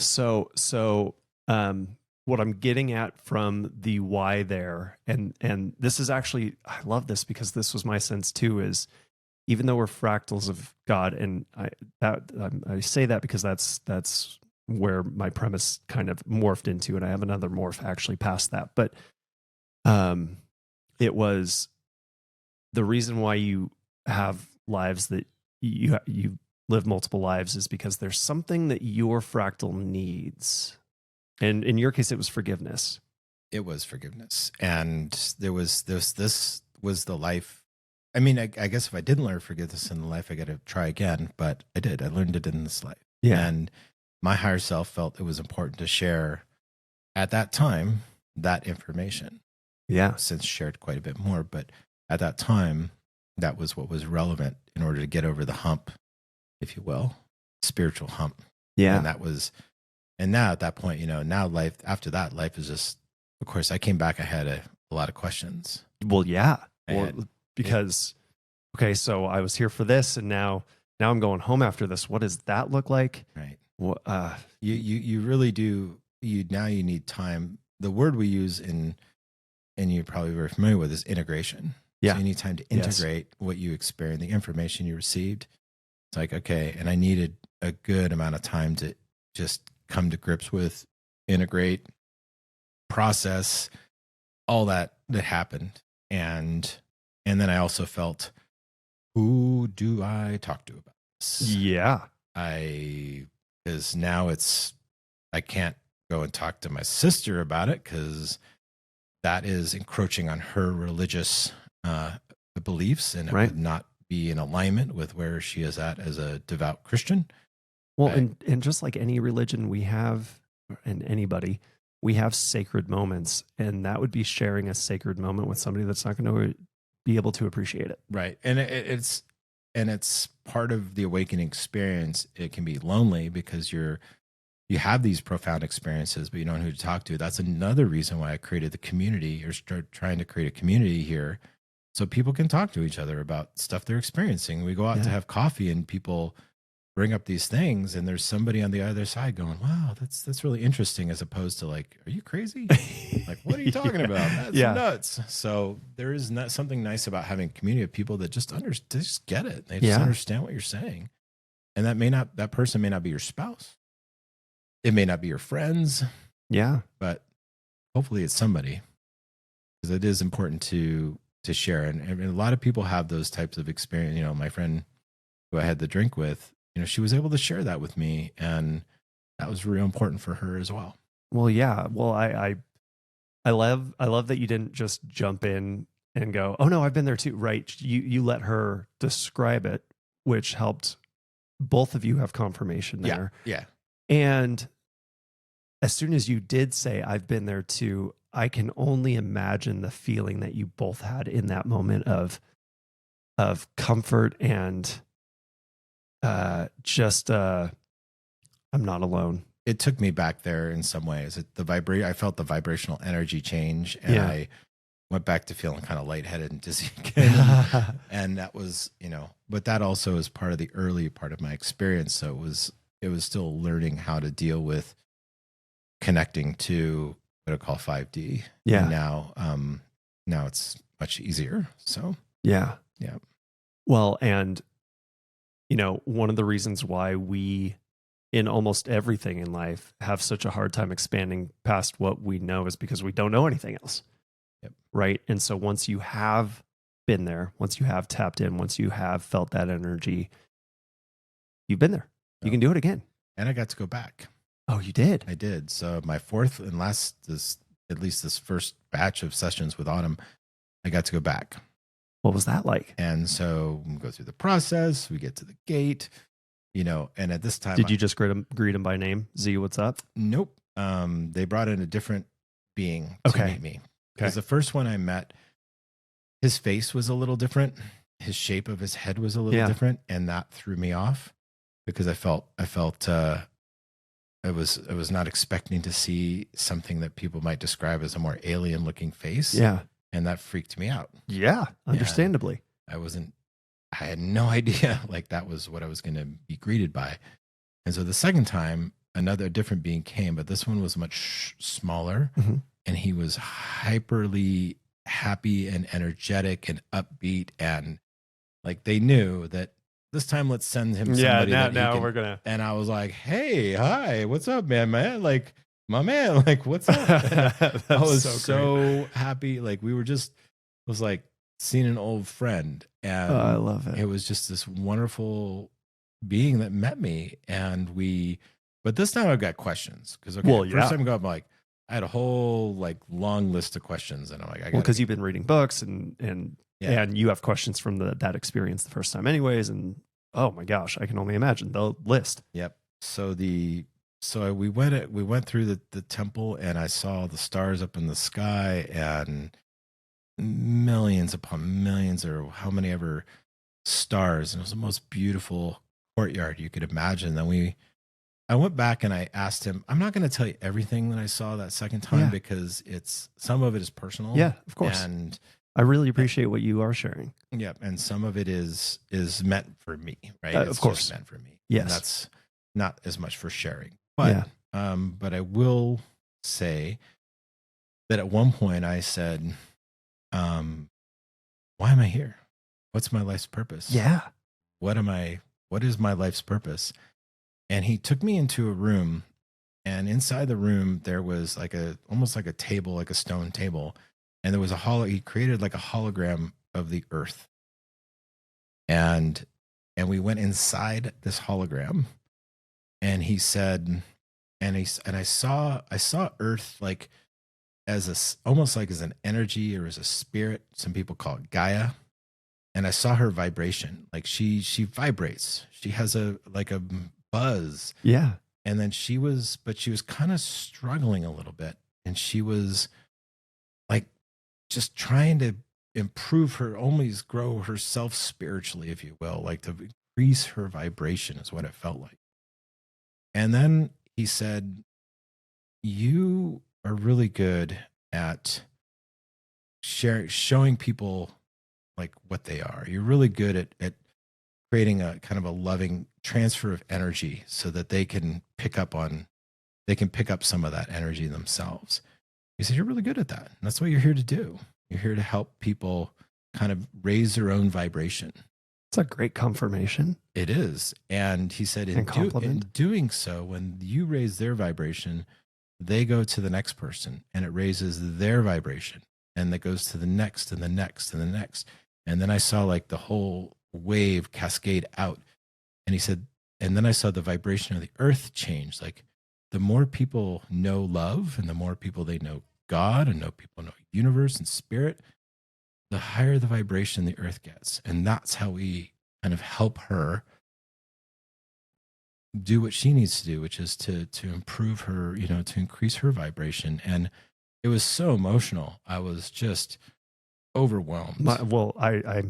My heart's beating out of my chest right now. And all of a sudden, I look down at my leg, and my guide, he's hugging me. He's like hugging me from the side. And I felt like this warm, like all the emotion just kind of fluttered away. And I said to Autumn, like, oh my God, like he's hugging me. Like I was so surprised. I was in the middle of like this incredible experience of seeing how this love just kind of goes from one person to the next, to the next, to the next, and increases the vibration. And I was just caught up in the emotion. Next thing I know, like look down and I'm like, he's giving me a hug. I'm getting hugged. Like, you're okay. It's okay. It's okay. It was like, feel better. Like he knew I was having this incredibly emotional experience. And I, that was like, that's why you're here, is to, show people love, I guess, if you really made it simple. Yeah. And I said, what about where I'm from? And he said, no. He said very specifically, he said, that which is given was all that was required. Meaning the last time you were here, that we gave what you get. All that was That's required. That's the taste. He said, just look at the stars and smile. Just look up at the stars and smile. And I'm like, I can do that. Yeah. And I left that experience feeling that I had completed something, that I had answered I had all my questions answered. Yep. I got all my questions answered. I mean, I did ask I should bring in Connie, since she was part of that. The other things I'll leave off to the side, but yeah, I did ask about Connie. I said, when Connie and I, when we're done, when we both pass away, are we going to be together? Right. Because we're married. And he's like, where's she going to be together? Oh, where's she going to be? But she's like, not quite the way you think about it on Earth. Right. And I'm like, okay. That answer works. And I said, what about her? And he said, well, she's your guide and she's your guardian. And she came here to help you learn forgiveness. That was part of her purpose, was to help teach you that, to help you learn that. That's amazing. And I'm like, and when he said guide and guardian, I was floored. I was just shocked. Like I didn't expect him. I'm like, my guide and my guardian. Like she came down here to like protect me. And it was because I have been gone for a very long time, because I volunteered so long ago that I kind of got a little lost and I needed some help getting back. So she volunteered to come and get me home. That's so beautiful. Yeah. Did that give you, I mean, do you look at your wife different now? We were working in the yard and she wondered why I like broke down into tears. Like, I'm like, how do you say thank you? Something like that. Yeah. And so just start by saying thank you. That's okay. Yeah. And do I look at her differently? It would be hard to put into words. It would be hard to put into words how I feel, the enormity of appreciation that I have. Yeah. And the enormity of gratitude, that it's so massive that I couldn't possibly put it to words now. Yeah, I can only begin to imagine that somebody would do that for you. Yeah. Yeah. To help, because you got lost and they went to go find you back home. Yeah. Well, I mean, talk about love. Yeah. That's it. That's it. That imagery is beautiful too. You spreading love. The image that popped into my head was tuning forks, right? And as soon as you hold another one up to it, it starts to vibrate. And That's it. That's exactly it. Yeah. It's not any different than that. No. Yeah. And go to the store and I'll just feel somebody, and I just create a safe space. Yeah. For them. Yes, you do. Just create a little light, and they may look at that and see for just a moment a reflection of how beautiful. I love that. And you can always tell people have different reactions. Sometimes they'll look away and they won't look at you. They'll start looking anywhere but at you. Yeah. Or they'll see it. And they light up. Yeah. And that's forever. Yeah. Forever and ever. And it goes on to the next person. That's so good. So it's the fantastical, experiences that are hard to believe. And I wouldn't never tell anybody you got to believe this. Like, just don't do that. I just say, go out, find your own answers. Yeah. Go experience it for yourself. See what you come up with. There is so much more out there. There is so much more. And when you get a little taste of it, once you crack the door open, there's no going back. No. Well, and I'm so in awe that the answer is love, because you said, I think we said it halfway through this podcast, we overcomplicate damn near everything. And it's weird to, the hero's journey or any of those fantasy things that we end up reading about, and the hero goes off and they were in a beautiful, comfortable town. The Hobbit's a beautiful example, right? Goes off, Lord of the Rings, Frodo goes off and has to go to Mordor and go through this whole thing. And where does he end up again? Back home.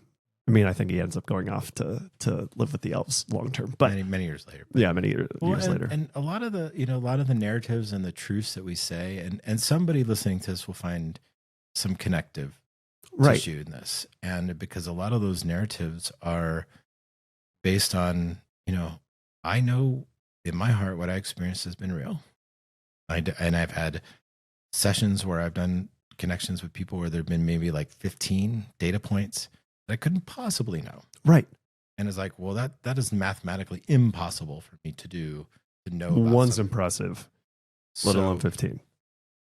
So I'm past the point of, is it real? Is it not real? I'm past the point of, I am more like, this is fun. Yeah. This is fun. Yeah. And I want to know more. And I'm happy to work through any little old issues I have. And I'm happy to go out and explore, and I'm happy to connect. And that's the other thing, as I learned, is that yes, love is the umbrella, but there are some other things underneath that umbrella that are very significant. One of them is laughter. Yeah. Laughter is universal. Yes. A sense of adventure, travel, go out and see things, experience things. It's also universal. Yeah. Friendship is universal. Yeah. Our friendships are so important. And I would even say fellowship, just a little different, would put in there. I'm glad you said that. Yeah. Truth is universal. So knowing things that are true, and authenticity, finding your authenticity and your joy is universal. So, but all of those, of course, fit under a very nice umbrella of love. Yeah. They all kind of gratitude. I would put gratitude in there as well. Yeah, gratitude's a good one. And nowadays, my life is very simple in that I wake up, I tell myself I love myself. First thing. So it's like, love you, bud. And what am I proud of? And what am I grateful for? Yeah. I try to start every day. And it changes your whole vibration for the rest of the day. What a good, well, and if you're going to go influence other people's vibrations, you should probably make sure yours is. It's a hard thing to do. Tell yourself you love yourself. Not everybody, it sounds a little weird when so we're so used to telling other people, I love you, or I love you. And do we tell ourselves? No, shouldn't we're we our tell ourselves? harshest critics a lot of the time. Yeah. Take a moment. If there's any takeaway from all this, I would say start every day, no matter how goofy it sounds, tell yourself you love yourself. Yeah. Just start your day that way. Remind yourself that you're worthy of love. That's so good. Well, and I think you beat me to the punch. This feels like a good endpoint. Yeah. And normally I say, what's if you had a megaphone for the world, but I think you just did. I would say it's not a megaphone, and we don't have to, in order to change the world, we do it one person at a time and one interaction at a time. Tell somebody you love them, help change the world. Beautiful. Jon, this has been an absolute pleasure. Thank you. Yeah, it's been my honor. Thank you so much for having me.